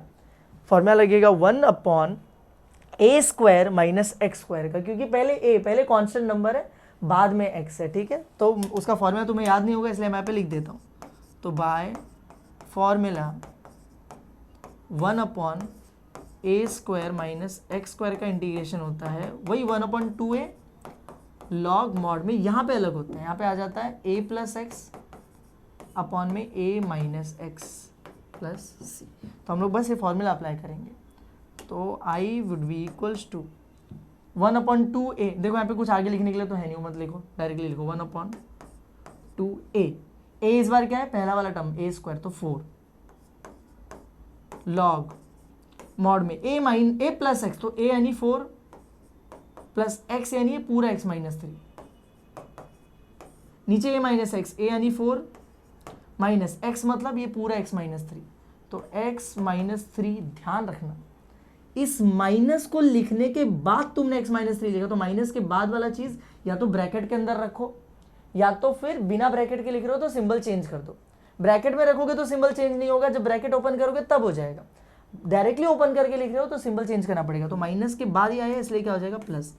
लास्ट में प्लस सी, ठीक है। अब इसको सॉल्व कर दो तो दिस इज 1/2 4 ज़ा 8 लॉग मॉड में 4 - 3 कितना हो जाता है 1 और प्लस एक्स है, नीचे 4 + 3 कितना हो जाता है 7 और माइनस एक्स है plus c. This is our final answer. समझ में आया तुम लोगों को? आसान था, चिंदी था एकदम, ठीक है। आगे बढ़ते हैं। इसके मैंने ज़्यादा एग्जांपल्स इसलिए लिए क्योंकि एग्जाम में बहुत बार पूछा जाता है। हमने एक क्वेश्चन कर लिया सिंपल वाला, एक क्वेश्चन हमने रूट वाला नहीं, एक क्वेश्चन हमने सब्सटीट्यूशन वाला किया और एक क्वेश्चन हम लोग ने कर लिया जिसमें घुमा के दिया होता है क्वाड्रेटिक इक्वेशन। अब ये वाला कर लेते हैं रूट वाला। तो यहाँ पे देखो क्या दिया हुआ है, लेट i = कुछ भी अलग नहीं है, सेम ही तरीके से सॉल्व करना होता है उसको। 1/रूट में देखो दे रखा है x² + 4x + 29 dx।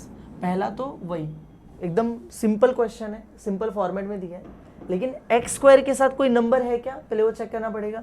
तो कोई भी नंबर नहीं है, अगर होता तो बाहर निकालना पड़ता। एक डिफरेंस आता कि अगर यहाँ पे मान लो लिखा होता 3, तो जब मैं बाहर निकालता तो 3 बाहर नहीं आता, बाहर आता √3। यहाँ पे 1/√3 लिखा जाता है। इस चीज़ को याद ना, रूट के अंदर से जब कोई नंबर बाहर आता है तो रूट के साथ बाहर आता है, ठीक है। तो चलो अब यहाँ पे तो फिलहाल कोई नंबर नहीं है तो डायरेक्टली सॉल्व करेंगे थर्ड टर्म लेके। तो third term is coefficient of x into 1/2 का होल स्क्वायर।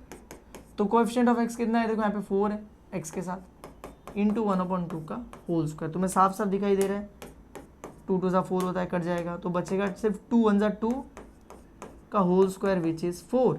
तो हम लोग लिखेंगे क्वाड्रेटिक इक्वेशन हमारा x² + 4x + 29। रूट लिखने की जरूरत नहीं है, पहले वाला 2 अलग से लिख लो, x² + 4x, ये लास्ट वाला 29 अलग से लिख लो। यहाँ पर फर्स्ट पार्ट में ऐड कर दोगे थर्ड टर्म यानी +4, वहाँ पे सब्ट्रैक्ट करोगे यानी -4, ठीक है। और इसको ब्रैकेट में रख दोगे, ठीक है। तो अब इसको सॉल्व करते हैं। तो दिस इज x² का x हो जाएगा, 4 का स्क्वायर रूट कितना होता है 2 का होल स्क्वायर, बीच में प्लस या माइनस, देखो इस बार प्लस है तो प्लस आ जाएगा, ठीक है। a + b होल स्क्वायर का फॉर्मेट हो गया। 29 - 4 = 25 होता है। प्लस में क्यों लिखा आंसर, क्योंकि बड़ा नंबर प्लस में था, सिंपल। अब क्वेश्चन को दोबारा लिखो। तो देयरफॉर i = इंटीग्रेशन 1/रूट के अंदर पहले क्वाड्रेटिक इक्वेशन था, अब इसकी जगह ये आ जाएगा। तो x + 2 का होल स्क्वायर, और इसका भी तो स्क्वायर चाहिए होता है तो इसको लिख सकता हूँ मैं 5 का होल स्क्वायर। सिंपल, हमारा काम हो गया। अब यहाँ पर फॉर्मूला लग जाएगा 1/x² + a² का। तो देखते हैं फॉर्मूला क्या दिया हुआ हम लोगों को। बाय फॉर्मूला इंटीग्रेशन 1/रूट में क्या है x² + a²। कभी भी दिया होता है तो फॉर्मूला इज लॉग आता है, मॉड के अंदर x लिखा जाता है प्लस रूट के अंदर जो यहाँ पर है वही आ जाता है। तो x² + a²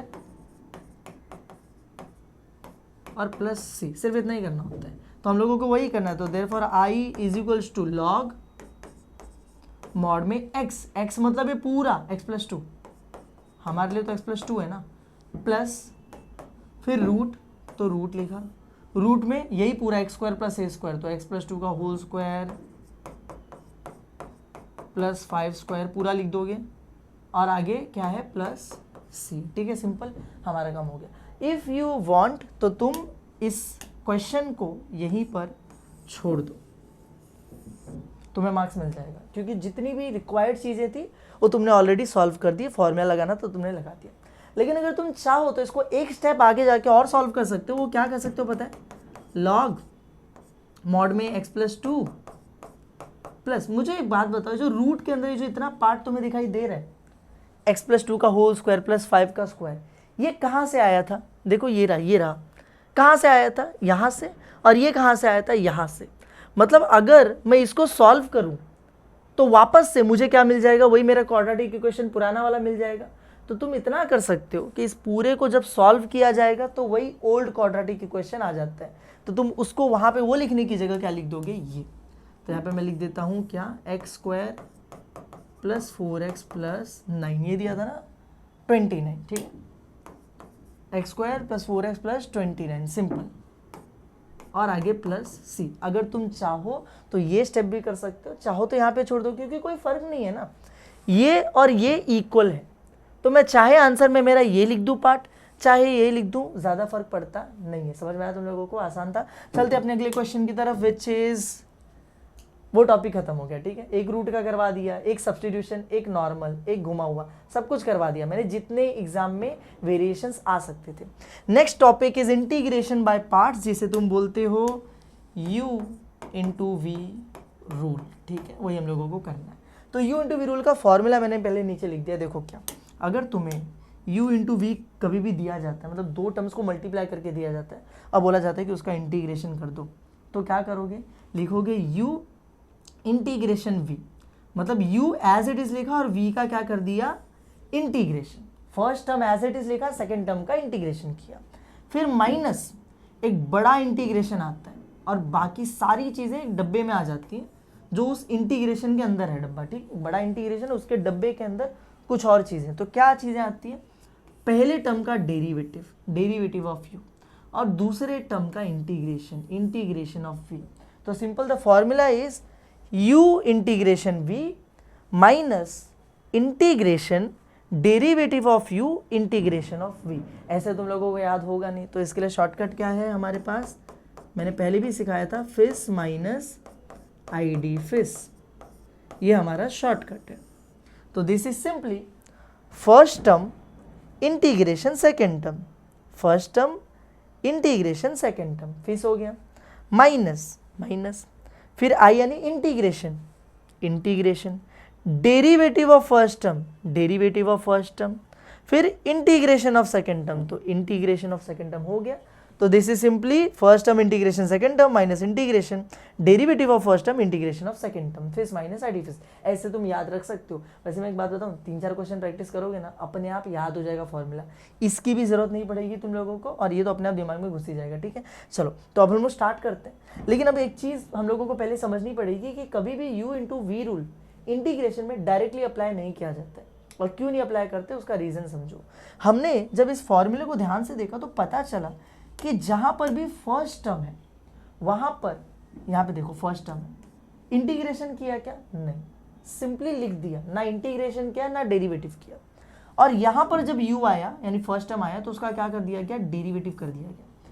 तो हमने देखा कि u इंटू वी रूल में जो u है फर्स्ट टर्म, उसका या तो कुछ नहीं किया जाता है या तो डेरिवेटिव कर दिया जाता है। मतलब वहां पर एक ऐसी चीज होनी चाहिए जिसका डेरिवेटिव हमें पता हो। फर्स्ट टर्म में एक ऐसी चीज होनी चाहिए जिसका डेरिवेटिव हमें पता हो, क्योंकि वहां पे करना पड़ता है। लेकिन v के लिए यहाँ पे देखो, यहाँ पे क्या किया, इंटीग्रेशन, यहाँ पर भी क्या किया, इंटीग्रेशन। तो हमें पता चला कि v में यानी सेकेंड टर्म में एक ऐसी चीज होनी चाहिए जिसका इंटीग्रेशन पता हो, फर्स्ट टर्म एक ऐसी चीज जिसका डेरिवेटिव पता हो, सेकेंड में वो जिसका इंटीग्रेशन पता हो। तो उसके लिए हम लोगों ने रूल बनाया। रूल का नाम क्या है, LAE। इसको तुम कैसे पढ़ सकते हो, इसको LAE, ली रूल। ले रूल नहीं बोलोगे, ले गंदा लगेगा, ली रूल, ले रूल, जो बोलना है बोलो तुम लोग, ठीक है। अब ये ले रूल क्या है, वैसे बड़ा होता है, इसमें और भी चीजें होती है, लेकिन तुम लोग क्योंकि कॉमर्स में हो इसलिए तुम लोग को ट्रिग्नोमेट्रिक फंक्शंस वगैरह नहीं है, इनवर्स फंक्शंस नहीं है, इसलिए तुम लोगों को ऐसा दिख रहा है, वरना लिएट आता है, LIATE, लेकिन उसको छोड़ो। फिर तुम्हारे लिए LAE रूल है। ये रूल क्या बोलता है कि ये तीनों जो फंक्शंस है ना, इनकी प्रायोरिटी ऐसी है, फर्स्ट, सेकेंड, थर्ड। तो जब भी u इंटू वी का क्वेश्चन आएगा उसमें दो टर्म्स दिखेंगे, दो चीजें मल्टीप्लाई हो रही होंगी, तो चेक करो जो पहला वाला टर्म है क्या वो लॉगरिथमिक है, अलजेब्रिक है या फिर एक्सपोनेंशियल। फिर सेकेंड वाला टर्म चेक करो क्या वो लॉगरिथमिक है, अलजेब्रिक है या फिर एक्सपोनेंशियल है। और फिर उसके हिसाब से देखो, पहले l होना चाहिए, बाद में a होना चाहिए, लास्ट में e होना चाहिए। अगर फॉर्मेट फॉलो नहीं हो रहा है तो उसको चेंज कर दो। एग्जाम्पल बताता हूँ, अगर ऐसा लिख कर दे दिया है x इंटू लॉग एक्स, इसका इंटीग्रेशन करने बोला, तो इधर गड़बड़ क्या है मालूम है कि x एक अलजेब्रिक फंक्शन होता है। बता देता हूँ, जहाँ पे भी लॉग लगा है लॉगरिथमिक, जहाँ पर भी ex लगा है एक्सपोनेंशियल, इन दोनों को छोड़ के जो भी तुम्हें दिखेगा वो अलजेब्रिक होगा। तो ये अलजेब्रिक है, ये लॉगरिथमिक फंक्शन है। तो पहले a आया, बाद में l आया, लेकिन हमारे हिसाब से पहले l आना चाहिए, बाद में a आना चाहिए। तो हम इसको चेंज करके लिख देंगे log x into x d x, और उसके बाद सॉल्व करेंगे। समझ में आया तुम लोगों को? इस तरीके से ली रूल अप्लाई होता है। एक बार ये चेंजेस कर लो, उसके बाद क्वेश्चन में आगे बढ़ना, उसके बाद फॉर्मूला अप्लाई करना, वरना उसमें सॉल्व करते रह जाओगे, आंसर कभी नहीं आएगा, ठीक है। चलो आगे बढ़ते हैं। तो क्वेश्चन को सॉल्व करते हैं। दो क्वेश्चन मैंने लिए, फर्स्ट वाला क्वेश्चन कर लेते हैं पहले। तो let I is equals to integration x into log x. ठीक है, तो अब मुझे दिखाई दे रहा है भाई ये तो अलजेब्रिक फंक्शन है, ये लॉगरिथमिक है, ऐसा लिखना मत है जो रेड में लिख रहा हूँ, रफ वर्क है सिर्फ तुम्हें समझाने के लिए। तो हमारे हिसाब से एल ए ई में पहले एल आना चाहिए बाद में ए आना चाहिए, तो पोजीशंस गलत है तो उसको इंटरचेंज कर देंगे। तो अभी हो जाएगा log x into x d x. अब हम लोग u into v rule apply कर देंगे। तो हम लोग पहले लिखेंगे by u into v rule. तो हमें पता है क्या होता है कि u इंटू वी का जब इंटीग्रेशन करते तो फिस माइनस आई डी फिस, first term integration second term minus integration derivative of first term integration of second term.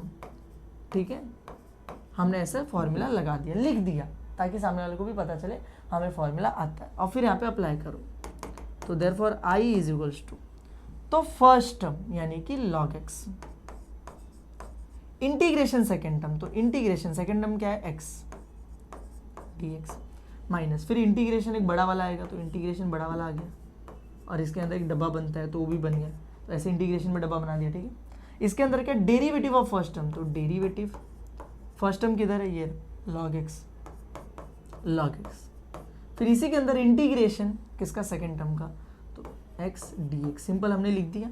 अब इसको हम लोग सॉल्व करेंगे, तो मुझे दिखाई दे रहा है log x तो एज इट इज रहेगा, x का इंटीग्रेशन क्या, xn का फॉर्मूला लगेगा, x के पावर में कुछ नहीं यानी 1 है, तो n प्लस वन यानी 1 प्लस 1 अपॉन में भी n प्लस 1 यानी 1 प्लस 1, तो x के पावर में 1 प्लस 1 अपॉन में 1 प्लस 1, इंटीग्रेशन हो गया माइनस। यहाँ पर log x का इंटीग्रेशन और log x का डेरिवेटिव है, तो derivative of log x 1 upon x।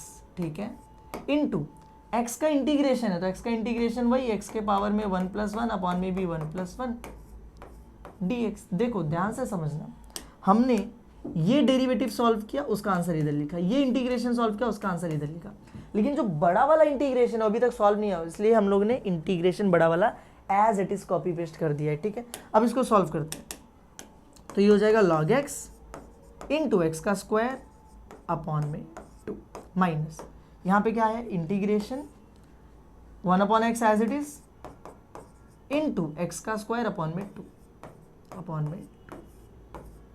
अब यहाँ पे कुछ चीज़ें कैंसिल आउट होती दिख रही है हम लोगों को, ये x से x कैंसिल हो जाएगा, तो हमारे पास बचेगा log x into x square upon में 2 माइनस इंटीग्रेशन, अब देखो यहाँ पे सिर्फ x बचा ऊपर और नीचे क्या बच गया 2 dx।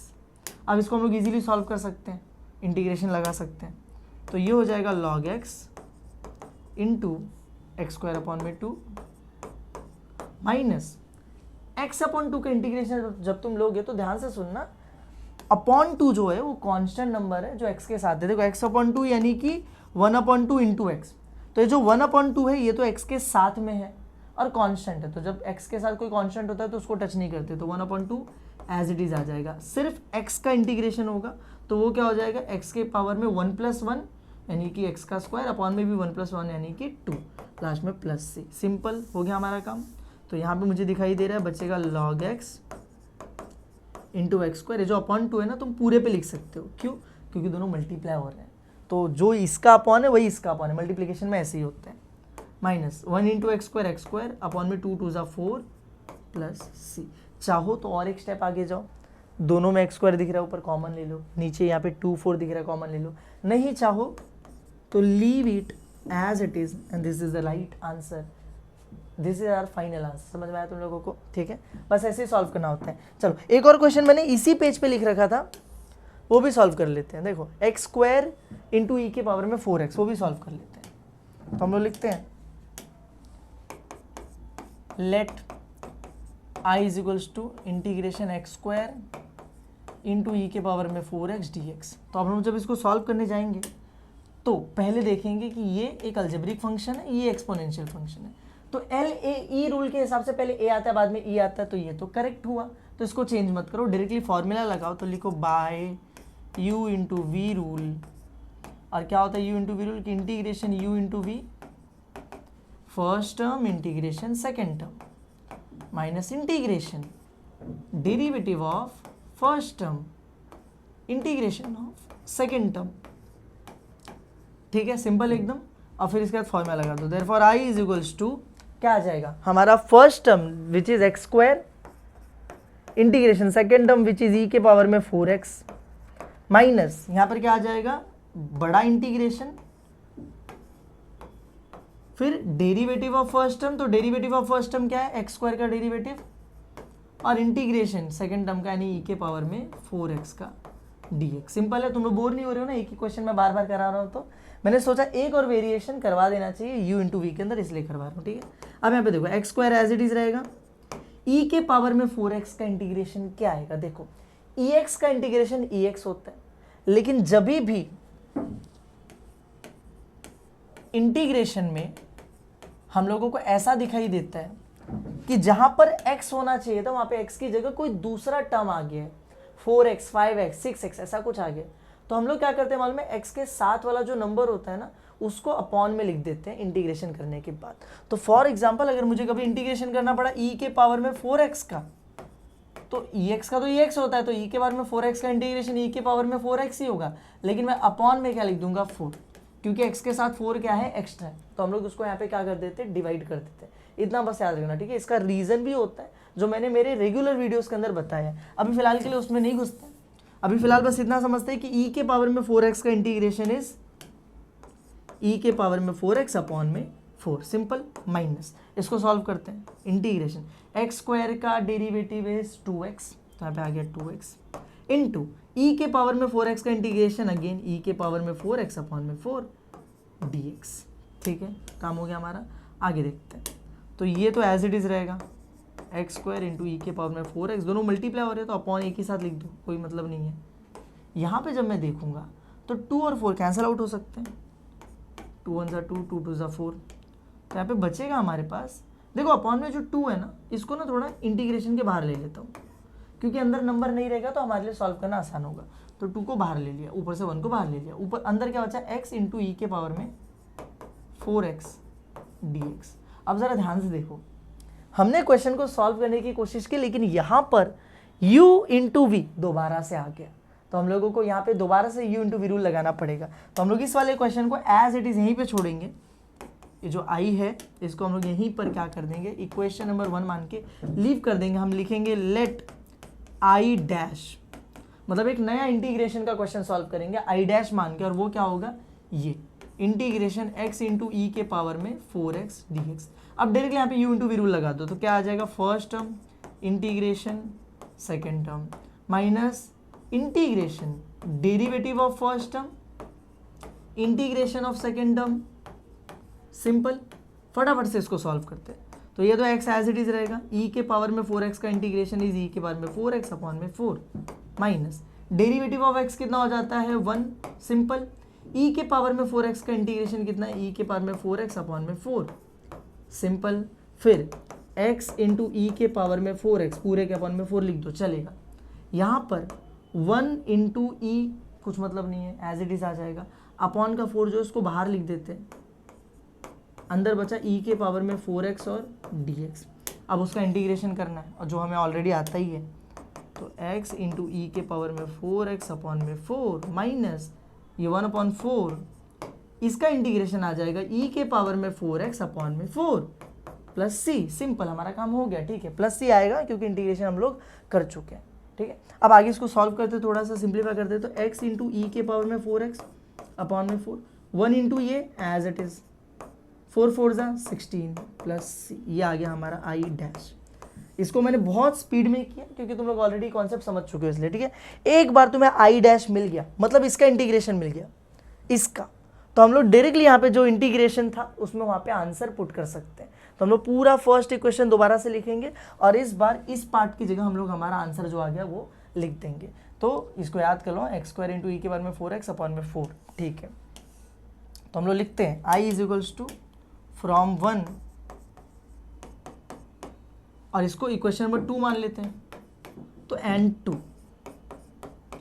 तो i इज इक्वल्स टू ई के पावर में 4x into x square upon में 4, ऐसा कुछ था ना, एक सेकंड रुको, अपॉन में 2 था या अपॉन में 4 था, हाँ, एक्स स्क्वायर इंटू ई के पावर में 4x अपॉन में 4 था, तो यहाँ पर आ जाएगा अपॉन में 4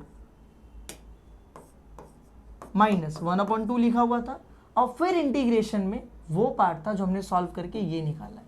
तो 1/2 के बाद जो इंटीग्रेशन था उसकी जगह ये पूरा आ जाएगा, x इंटू ई के पावर में 4x अपॉन में 4 माइनस ई के पावर में 4x अपॉन में 16, लास्ट में आ जाएगा प्लस सी। यहाँ पे प्लस सी ऑलरेडी था और यहाँ पर हम लोग जब आएंगे तो सारा इंटीग्रेशन खत्म हो गया, तो उसी प्लस सी को हम यहाँ पे क्या करेंगे, लिख देंगे। देखो उसका प्लस सी अलग है, इसका प्लस सी अलग है, लेकिन हम लोगों को 2 सी एक साथ लिखने की जरूरत नहीं है, एक एक्सप्रेशन में एक सी बहुत होता है, ठीक है। अब बस इसको सॉल्व कर दो थोड़ा सा, तो ये हो जाएगा ई के पावर में 4x into x square upon में 4, ये 1/2 अंदर मल्टीप्लाई होगा, तो एक बार इसके साथ एक बार इसके साथ, यहाँ पे गया तो x इंटू ई के पावर में 4x, 2 4 जा 8। फिर ये जब यहाँ पे गया, ध्यान से देखना, ये -1/2 जब इसमें मल्टीप्लाई होगा, ये ऑलरेडी माइनस, ये भी माइनस, तो आंसर में क्या आ जाएगा प्लस। तो 1 इंटू ई के पावर में 4x एज इट इज, नीचे 2 into 16 is 32 plus c. Now if you want then leave your answer here only, लेकिन मैं नहीं सजेस्ट करूंगा, मैं नहीं सजेस्ट करता कि आंसर यहाँ पे छोड़ो, इसमें बहुत सारी चीज़ें कॉमन आ सकती है, तो उनको कॉमन लेके फिर जाके फाइनल आंसर बनाना अपना। सब में ई के पावर में 4x है, ले लो कॉमन, सब में ऊपर यहाँ पे एक्स स्क्वायर, यहाँ पे एक्स है, यहाँ पे नहीं है, तो एक्स को कॉमन नहीं ले सकते, लेकिन नीचे सब 4 के टेबल के हैं, तो 4 को भी कॉमन ले लो। तो यहाँ पर ये चला गया, बचा एक्स स्क्वायर अपॉन में 4 1 जा 4, तो यहाँ पे 1 बचा जो कि लिखने की जरूरत नहीं है, माइनस यहाँ पे से ये चला गया तो बचा x, नीचे 4 2 जा 8 होता है तो 2 बच गया, यहाँ से ये चला गया तो ऊपर कुछ नहीं बचा, नहीं 1 4 8 जा 32, तो यहाँ पे आ जाएगा 8 plus c. This will be our final answer. I hope तुम लोगों को समझ में आ गया होगा यूनिट रूल कैसे काम करता है, ठीक है। चलते हमारे लास्ट टॉपिक की तरफ, which is partial fraction. Last topic है, लास्ट एक्सरसाइज में पूछा जाता है। देखो पार्शियल फ्रैक्शन में तुम्हें ना टेक्स्ट बुक में देखोगे तो बहुत सारे टाइप्स दिए हैं, सारे सॉल्व करने की जरूरत नहीं है, एग्जाम में पूछा ही नहीं जाता है। ये 2 बेसिक टाइप्स है जो तुम्हें पता होने चाहिए सॉल्व करने के लिए, और ये एग्जाम में आते भी हैं। सबसे पहला टाइप क्या है कि अगर क्वेश्चन, पहले समझो पार्शियल फ्रैक्शन होता क्या है।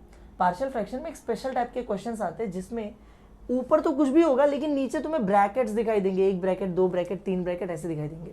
तो जैसे यहाँ पे देखो दिख रहा है ना, ब्रैकेट में x माइनस ए, ब्रैकेट में x माइनस बी, ऐसे दिखाई देगा। तो कभी भी अगर तुम्हें ऐसा क्वेश्चन दिखा कि ऊपर कुछ तो लिखा है और नीचे ब्रैकेट्स हैं, 2 ब्रैकेट है या फिर 3 ब्रैकेट भी हो सकते हैं, तो उस केस में तुम इस पूरे क्वेश्चन को उठाओगे और सब्सटीट्यूट कर दोगे इसकी जगह पे क्या, a अपॉन में पहला वाला ब्रैकेट प्लस b अपॉन में ये दूसरा वाला ब्रैकेट, और फिर आगे सॉल्व करते हैं, वो कैसे करते हैं मैं सिखा दूंगा। लेकिन सब्सटीट्यूशन क्या करना है वो यहाँ पे मैंने दिखा दिया, वो देख लो। अगर कभी ऐसा हुआ, अगर यहाँ पे 3 ब्रैकेट आए 1 2 3, तो a अपॉन में पहला ब्रैकेट प्लस b अपॉन में दूसरा ब्रैकेट प्लस c अपॉन में तीसरा ब्रैकेट, चौथा आ गया तो प्लस d अपॉन में चौथा ब्रैकेट, ऐसा होता नहीं है, 3 ही आता है, तो वो तुम लोग याद कर लो, ठीक है। यहाँ पर अगर डिनोमिनेटर थोड़ा सा अलग होता है कि 2 ही ब्रैकेट आया पर एक ब्रैकेट में कुछ नहीं है और एक ब्रैकेट में ऊपर स्क्वायर लगा हुआ है, ये एक अलग टाइप का क्वेश्चन हो जाता है। यहाँ पे कहीं पे भी स्क्वायर नहीं था, अगर स्क्वायर लगा हुआ आया तो तुम क्या करोगे, a अपॉन में वो वाला ब्रैकेट जिस पे स्क्वायर था बट बिना स्क्वायर के, तो x माइनस ए का स्क्वायर था तो a के अपॉन में x माइनस ए लिखा बट बिना स्क्वायर का। फिर b के अपॉन में वही स्क्वायर वाला ब्रैकेट इस बार स्क्वायर के साथ, और c के अपॉन में दूसरा वाला ब्रैकेट। समझे, ये जो स्क्वायर वाला है 2 बार आएगा, एक बार a के नीचे आएगा बिना स्क्वायर के, एक बार b के साथ आएगा स्क्वायर के साथ, और c के साथ आ जाएगा दूसरा वाला ब्रैकेट, ठीक है। ये सब्स्टिट्यूशंस है जो हम लोग सॉल्व करने में यूज करेंगे, तुम लोग देखो अभी कैसे करते हैं तो तुम्हें समझ में आएगा। फर्स्ट क्वेश्चन देखो, लेट, सेकेंड वाला जो लिखा हुआ है ना, i is equals to integration 2x plus 1 ऊपर दिया है, और न्यूमरेटर पे ध्यान मत देना, न्यूमरेटर देखने की जरूरत नहीं, डिनोमिनेटर से बस लेना देना। तो क्या लिखा हुआ है, x प्लस 1 x माइनस 4। यहाँ पे जनरली नीचे तुम्हें 2 ब्रैकेट्स दिख रहे होंगे, पर ये जो एक्स्ट्रा x है ये भी तो एक ब्रैकेट ही है, भले वो 2 टर्म 3 टर्म नहीं, एक ही टर्म है, लेकिन है तो एक ब्रैकेट ही।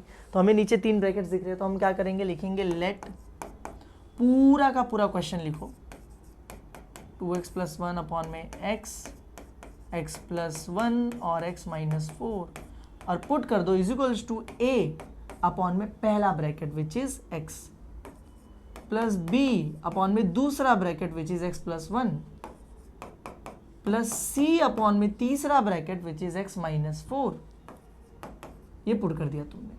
अब इसको सॉल्व करो, a b और c की वैल्यू निकालो। अब वो कैसे निकलती है ध्यान से सुनना। ये पूरा जो डिनोमिनेटर यहाँ पे डिवाइड हो रहा है, अगर इसको मैं उस साइड भेज दूँ तो जाके क्या हो जाएगा, मल्टीप्लाई। तो मेरे पास बचेगा यहाँ पर 2x + 1, डिनोमिनेटर तो पूरा वहाँ पे जाके मल्टीप्लाई हो गया, ठीक है। a, अब ध्यान से सुनना, वहाँ पे a/x लिखा हुआ है, उसमें आया मल्टीप्लाई हो गया ये पूरा, क्या, x + 1 x - 4 ऐसे हो गया। तो जब ऐसा होगा तो सिंपल हो क्या जाएगा कि क्योंकि x डिनोमिनेटर में भी था तो ये कट जाएंगे, अब मेरे पास बचेगा सिर्फ ये दोनों x के साथ, a के साथ। तो मेरे पास बचा x + 1 और x - 4, ये दोनों मल्टीप्लाई में बच गए, x और x कट गया। सेम ऐसे जब तुम b के पास जाओगे तो तीनों b में मल्टीप्लाई हुए, पर x + 1 और x + 1 कट गया, तो बचा क्या, सिर्फ x और x - 4, x और x - 4 बच गया। c के साथ तीनों आए लेकिन x - 4 कट गया, तो बचा क्या, सिर्फ x और x + 1। समझा तुम लोगों को? जो डिनोमिनेटर वाला पार्ट है वो ये जैसी मल्टीप्लाई होते हैं वो कैंसिल आउट हो जाता है, जो दो बच जाते हैं हम लोग यहाँ पे क्या कर दे रहे हैं, लिख दे रहे हैं। अब ए बी सी कैसे निकलेगा सर जी, तो ध्यान से सुनना, बहुत ही एकदम क्या बोलेंगे उसको, ब्रिलियंट वे हमारे पास ए बी सी निकालने का। हम ऐसा मानते हैं कि अगर मुझे ए की वैल्यू निकालनी है तो मुझे बी और सी को रास्ते से हटाना पड़ेगा। अगर मैं चाहता हूँ ए की वैल्यू निकले, ए की वैल्यू होनी चाहिए, तो बी और सी को रास्ते से निकालना पड़ेगा, हटाना पड़ेगा। वो कैसे करेंगे हम लोग बी और सी को 0 बना देंगे। तो 0 कैसे बनेगा बी और सी, तो हम लोग देखेंगे कि पहले देखेंगे बी और सी की कॉमन कमजोरियां क्या है। तो मुझे दिख रहा है बी के पास भी x है और सी के पास भी x है, ये वो चीज़ है जो दोनों में कॉमन है, वो ब्रैकेट है जो दोनों में कॉमन है। तो हम लोग लिख देंगे पुट, यहाँ पे लिखो टू फाइंड ए। हम लोग ये सब क्यों कर रहे हैं, क्योंकि हमें ए की वैल्यू चाहिए। पुट, क्या कॉमन था, x = 0, उसको क्या पुट कर दोगे, 0। अब पूरे इक्वेशन को सॉल्व करो x को 0 रख के, तो क्या हो जाएगा, दिस इज 2, x की जगह पे 0 + 1 = a 0 + 1 ब्रैकेट में 0 - 4 प्लस b x की जगह पे 0 x - 4 यानी 0 - 4 प्लस c x की जगह पे 0 x + 1 यानी 0 + 1। सिंपल हमारा काम हो गया। तो हमें दिखाई दिया 2 0 होता है, तो 1 बचा सिर्फ। यहाँ पर a 0 + 1 इज 1, 0 - 4 -4, b × 0 0 गायब, c × 0 0 गायब, b और c पूरे क्या हो गए, गायब हो गए। तो हमारे पास बचा सिर्फ a। तो 1 = a 1 = a 4 = 4a, तो -4a वहाँ पे बचा। -4 को इधर ले लो तो यहाँ पे आके डिवाइड हो जाएगा। तो a की वैल्यू मिल गई हम लोगों को -1/4। लो, a की वैल्यू हमारे पास तैयार है। सेम वे में हम लोग b की वैल्यू निकालेंगे, सेम वे में हम लोग c की वैल्यू निकालेंगे। तो अब हम लोग लिखते हैं टू फाइंड b। थोड़ा सा ऊपर चलते हैं, नीचे इसको बस इतना, हाँ बस काम हो गया। लिखते हैं टू फाइंड b पुट। अब किसको 0 रखेंगे, तो b की वैल्यू चाहिए तो a और c को 0 बनाना पड़ेगा। तो मुझे दिख रहा है a में और c में क्या कॉमन है, x + 1। देखो ना, x + 1 इधर पे भी है, x + 1 इधर पे भी है। तो अब हम लोग लिखेंगे पुट x + 1 = 0, इसको 0 पुट कर देंगे। लेकिन x + 1 को 0 पुट किया तो इसमें से x की वैल्यू तो मिली नहीं, तो निकाल लो ना, +1 को उधर भेज दो, -1। तो 0 पुट करने पे अगर डायरेक्टली x की वैल्यू नहीं मिल रही है तो सॉल्व करके निकालो। तो x की वैल्यू कितनी आ गई, -1। तो अब सब में x की जगह -1 पुट कर दो। तो अब ये हो जाएगा 2, x की जगह -1 + 1 = a ब्रैकेट में -1 + 1, फिर ब्रैकेट में x - 4 यानी -1 - 4, फिर प्लस b में क्या आ जाएगा, x की जगह -1, यहाँ पे -1 - 4 प्लस c -1 और दूसरे ब्रैकेट में -1 + 1। सिंपल हमारा काम हो गया।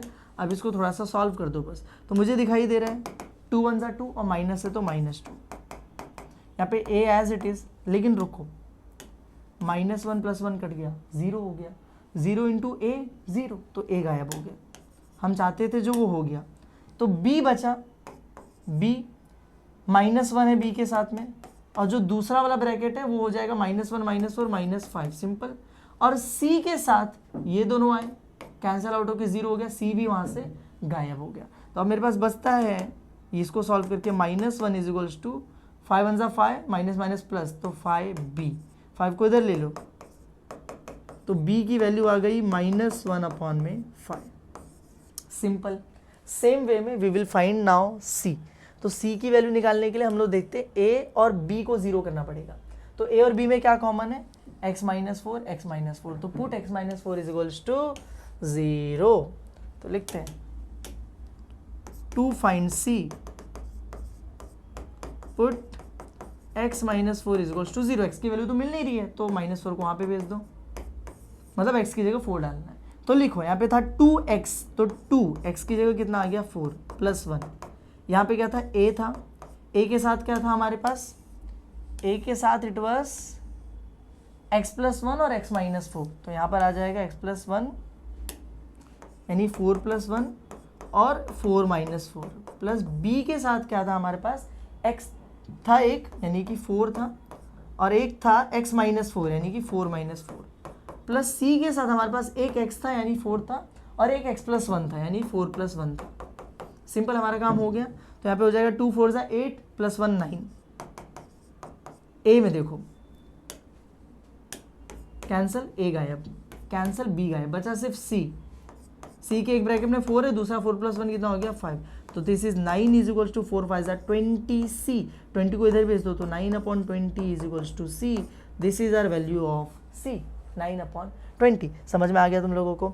अब बस ये तीनों वैल्यूज हम लोगों को क्या कर देनी है? पुट कर देनी है यहाँ पर। अब कैसे पुट करेंगे मैं समझाता हूँ। हमें जो क्वेश्चन है इसको दोबारा से लिखेंगे, पर इस बार ये पूरा जो पार्ट था क्वेश्चन का वो तो यही था। तो इस बार हम लोग इसको हटा के ये लिखेंगे क्वेश्चन में a/x b/x + 1 c/x -4। तो हम लोग चलते हैं, ठीक है। यहाँ पे लिखते हैं now I is equals to integration a/x dx plus b/x + 1 dx plus c/x -4 dx। हो गया हमारा काम। चलो a की वैल्यू, b की वैल्यू, c की वैल्यू लास्ट में भी पुट कर सकते हैं, अभी भी कर सकते हैं, हमारी मर्जी, हम लास्ट में कर देंगे, ठीक है। ये जो a है अगर इसको मैं बाहर निकाल दूँ तो अंदर क्या बचेगा? 1/x, क्योंकि ये कांस्टेंट है, कांस्टेंट इंटीग्रेशन के बाहर आ सकता है, ठीक है। तो dx। b को बाहर निकाल दूँ तो अंदर क्या बचेगा? 1/x + 1 dx। c को बाहर निकाल दूँ तो क्या बचेगा? 1/x -4 dx। मुझे यहाँ पे साफ दिखाई दे रहा है 1/x का इंटीग्रेशन क्या होता है? log x। 1/x + 1 का इंटीग्रेशन क्या हो जाएगा? log mod में x + 1। जो भी नीचे डिनोमिनेटर में होता है वो मॉड के अंदर आ जाता है, ठीक है। प्लस c, ये क्या हो जाएगा? log mod में x -4, लास्ट में प्लस c, सबका इंटीग्रेशन हो गया। 1/x का log x होता है, यहाँ पे भी log x log x log x, जो डिनोमिनेटर होता है वो मॉड में आ जाता है। हो गया हमारा काम। a b c की वैल्यू पता ही है, पुट कर दो यहाँ पे। क्या पता थी भाई वैल्यू? c की वैल्यू पता चल चुकी है 9/20 log mod में x -4 प्लस c। a और b की क्या वैल्यूज है चेक कर लो ऊपर। b की -1/5 है, a की -1/4 है। तो लिख देते हैं इसकी -1/5 -1/4 है log x की, इसकी -1/5 है log x + 1 की। हो गया हमारा काम। This is our final answer. कुछ लोग इसको भी और ज़्यादा सिंप्लीफाई करते हैं। I don't think you need to simplify this even more. और ज़्यादा सिंप्लीफाई करने की ज़रूरत नहीं, इतना कर दिया बहुत है, ठीक है। चलते हमारे नेक्स्ट कोई क्वेश्चन है ही नहीं हमारे पास। हमने पार्शियल फ्रैक्शन का एक क्वेश्चन कर लिया and this is enough for us. रुको, एक क्वेश्चन शायद से है पर ऊपर मैंने लिखा था वो जो स्क्वायर वाला है जिसमें नीचे एक स्क्वायर रहता है, देखो ये रहा। तो इसको सॉल्व करते हैं अगले वाले हमारे स्लाइड पे। तो x है x -1 का होल स्क्वायर और x + 2। तो लिखते हैं let I is equals to x -1 का होल स्क्वायर और यहाँ पे x + 2 dx। इतना ही था ना? चेक कर लो एक बार। हाँ परफेक्ट। अब हम लोग क्या करेंगे यहाँ पर, ये स्क्वायर वाला है ना, तो स्क्वायर वाले को सब्सटीट्यूशन का तरीका अलग होता है। तो हम लिखेंगे लेट या फिर पुट, जो भी बोल सकते हैं। तो पुट पूरा क्वेश्चन लिखा x/में x -1 का होल स्क्वायर x + 2। a के अपॉन में स्क्वायर वाला ब्रैकेट आएगा बट बिना स्क्वायर का। तो x -1 एज इट इज आ जाएगा। b के अपॉन में स्क्वायर वाला टर्म आएगा स्क्वायर के साथ जो आ गया, और c के अपॉन में आ जाएगा जो बचा हुआ है यानी कि x+2। ठीक है, इतना हमने ऑलरेडी देख लिया था। ये सब्सटीट्यूशन याद होना चाहिए तुम्हें। अब ABC की वैल्यू निकालनी है, तो पहले ये पूरा डिनोमिनेटर वहाँ पे भेजो, मल्टीप्लाई हो जाएगा। तो x इज टू a के साथ जब गया पूरा मल्टीप्लाई होने के लिए, तो ध्यान से देखो a के अपॉन में था x-1 और मल्टीप्लाई होने आया पूरा x-1 का होल स्क्वायर और x+2।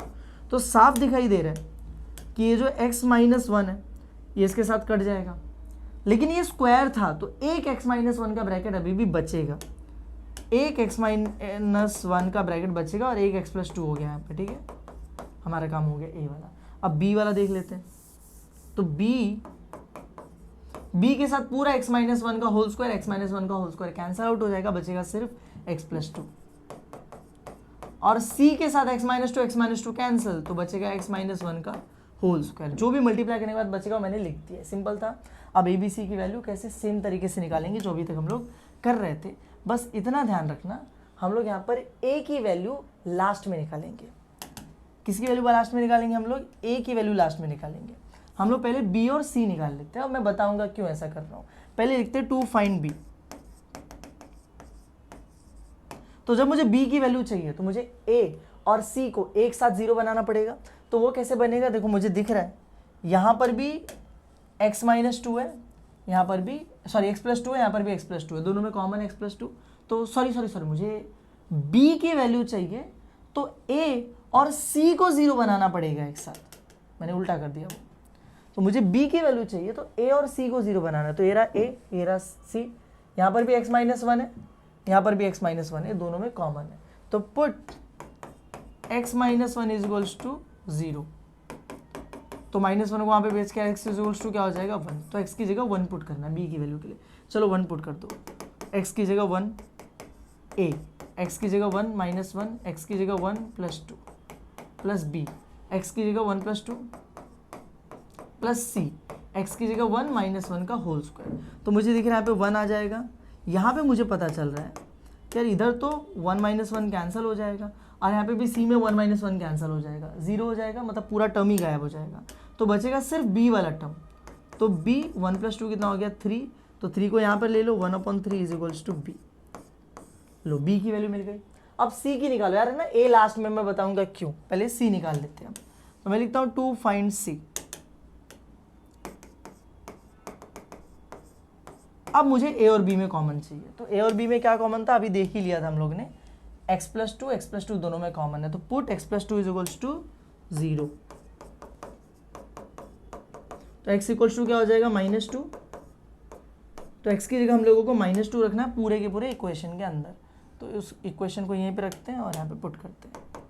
तो x की जगह आ गया -2, फिर a ब्रैकेट में x-1 इज -2 -1, फिर यहाँ पे x+2 इज -2 +2 प्लस b के साथ क्या है? x+2 है तो -2 +2 प्लस c के साथ क्या है? x-1 है तो -2 -1 का होल स्क्वायर। सिंपल। अब इसको सॉल्व कर दो तो हमें पता चलेगा कि -2 यहाँ पर -2 + 2 कैंसिल, जिसकी वजह से a गायब हो जाएगा, -2 + 2 कैंसिल, जिसकी वजह से b गायब हो जाएगा, बचेगा सिर्फ c। उसके ब्रैकेट में -2 -1 इज -3 का होल स्क्वायर। तो -2 इज इक्वल्स टू 3 का स्क्वायर 9, माइनस हट जाता है स्क्वायर करने पे, तो 9c। 9 को यहाँ पर भेज दो तो -2/9 इज इक्वल्स टू c। हमें c की वैल्यू मिल गई। अब पता है a की वैल्यू क्यों निकालने से मैंने मना किया था तुम लोगों को? अगर तुम a की वैल्यू निकालने जाओगे तो तुम्हें b और c दोनों को एक साथ 0 बनाना पड़ेगा। उसके लिए b और c में कुछ ना कुछ कॉमन होना चाहिए। देखो ना, क्या यहाँ पर b और c में कुछ भी कॉमन दिखाई दे रहा है? नहीं, क्योंकि b और c में कुछ भी कॉमन नहीं है, इसलिए दोनों को एक साथ 0 बनाना पॉसिबल नहीं है। तो इस वाले क्वेश्चन में ट्रिक बताऊंगा, ध्यान से सुनना, अच्छे से सुनना, कि b और c की वैल्यू निकालो पहले, जो कि इजीली निकल जाती है। और a के लिए ऐसे किसी भी क्वेश्चन में, स्क्वायर वाले क्वेश्चन के अंदर एक फॉर्मूला लगता है which is a is equals to -c to find a is equals to -c। ये फॉर्मूला आया कैसे? बहुत सॉल्व करने के बाद आता है, पर तुम्हें सिर्फ ये याद कर लेना है, क्योंकि तुम्हें एग्जाम में वो सॉल्व करने के मार्क्स मिलने वाले नहीं है। तो a is equals to minus C, a is equals to minus C की वैल्यू कितनी है -2/9, तो माइनस माइनस प्लस a की वैल्यू कितनी आ गई 2/9। लो खत्म, a की वैल्यू भी मिल गई। और एक बार a की वैल्यू मिल गई उसके बाद हमारा i लिखो, i is equals to integration a upon में x-1 था प्लस b अपॉन में x-1 का होल स्क्वायर था और प्लस c अपॉन में x+2 था dx। यही था हमारा क्वेश्चन, ठीक है। चेंज हो गया क्वेश्चन। अब फिर क्या करेंगे, ये तीनों अलग अलग लिख देते हैं, काम करते हैं। इंटीग्रेशन एक साथ नहीं लिखते हम लोग, तीनों का इंटीग्रेशन कर देते हैं अलग। तो यहाँ पे अलग से आ जाएगा इंटीग्रेशन dx, यहाँ पे अलग से आ जाएगा इंटीग्रेशन dx, यहाँ पे अलग से आ जाएगा। a को बाहर निकाला, अंदर क्या बचा 1/x-1 dx। b को बाहर निकाला, अंदर क्या बचा 1/x-1 का होल स्क्वायर dx। यहाँ पे c को बाहर निकाला, अंदर बचा 1/x+2 dx। सिंपल। इंटीग्रेशन करते टाइम ध्यान देना जरा अच्छे से। यहाँ पे तो a एज इट इज रहेगा, 1/x का इंटीग्रेशन इज log x, तो यहाँ पे आ जाएगा log मॉड में x-1। तो यहाँ पे का काम हो गया। ऐसे c में देखोगे तो c 1/x का इज log x, तो 1 तो log और मॉड में x+2 काम हो गया। लेकिन यहाँ पर देखो ना, यहाँ पे 1/x² है, 1/x नहीं है, और 1/x² का इंटीग्रेशन log x नहीं होता है। तो क्या होता है, यहाँ पे आते पता करते हैं। इंटीग्रेशन 1/x², तो देखो x² है ना, डायरेक्टली तो कोई इंटीग्रेशन नहीं निकलेगा, इसको इधर से भेज देता हूँ ऊपर, तो ये बन जाएगा x के पावर में -2 dx। अब xn का फॉर्मूला लगेगा, तो xn का फॉर्मूला इज n+1 अपॉन में भी n+1। इसको सॉल्व करूँ तो x के पावर में हो जाएगा -1 अपॉन में भी कितना आ जाएगा -1। और इसको अगर मैं ध्यान से देखूँ तो जो x के पावर में -1 है, इसलिए -1 है क्योंकि ऊपर उसको नीचे कर दिया, तो वापस से पावर में क्या हो जाएगा +1। तो उसको नीचे लेके गया तो x के पावर में +1 आ जाएगा। और नीचे ऑलरेडी -1 था, तो माइनस ऑलरेडी नीचे है, ऊपर कुछ नहीं बचा है यानी कि 1, ठीक है। अब तुम लोग खुद सोचो, ऊपर 1 ठीक है, माइनस ठीक है, x के पावर में 1 लिखने की जरूरत है क्या, नहीं। तो x, तो integration of 1/x² is -1/x। तो यहाँ पर जो इंटीग्रेशन आएगा वो हो जाएगा -1/x, x यानी ये पूरा x-1, हमारा काम हो गया। 1/x² का इंटीग्रेशन इज -1/x, जो हमने लिख दिया, ठीक है।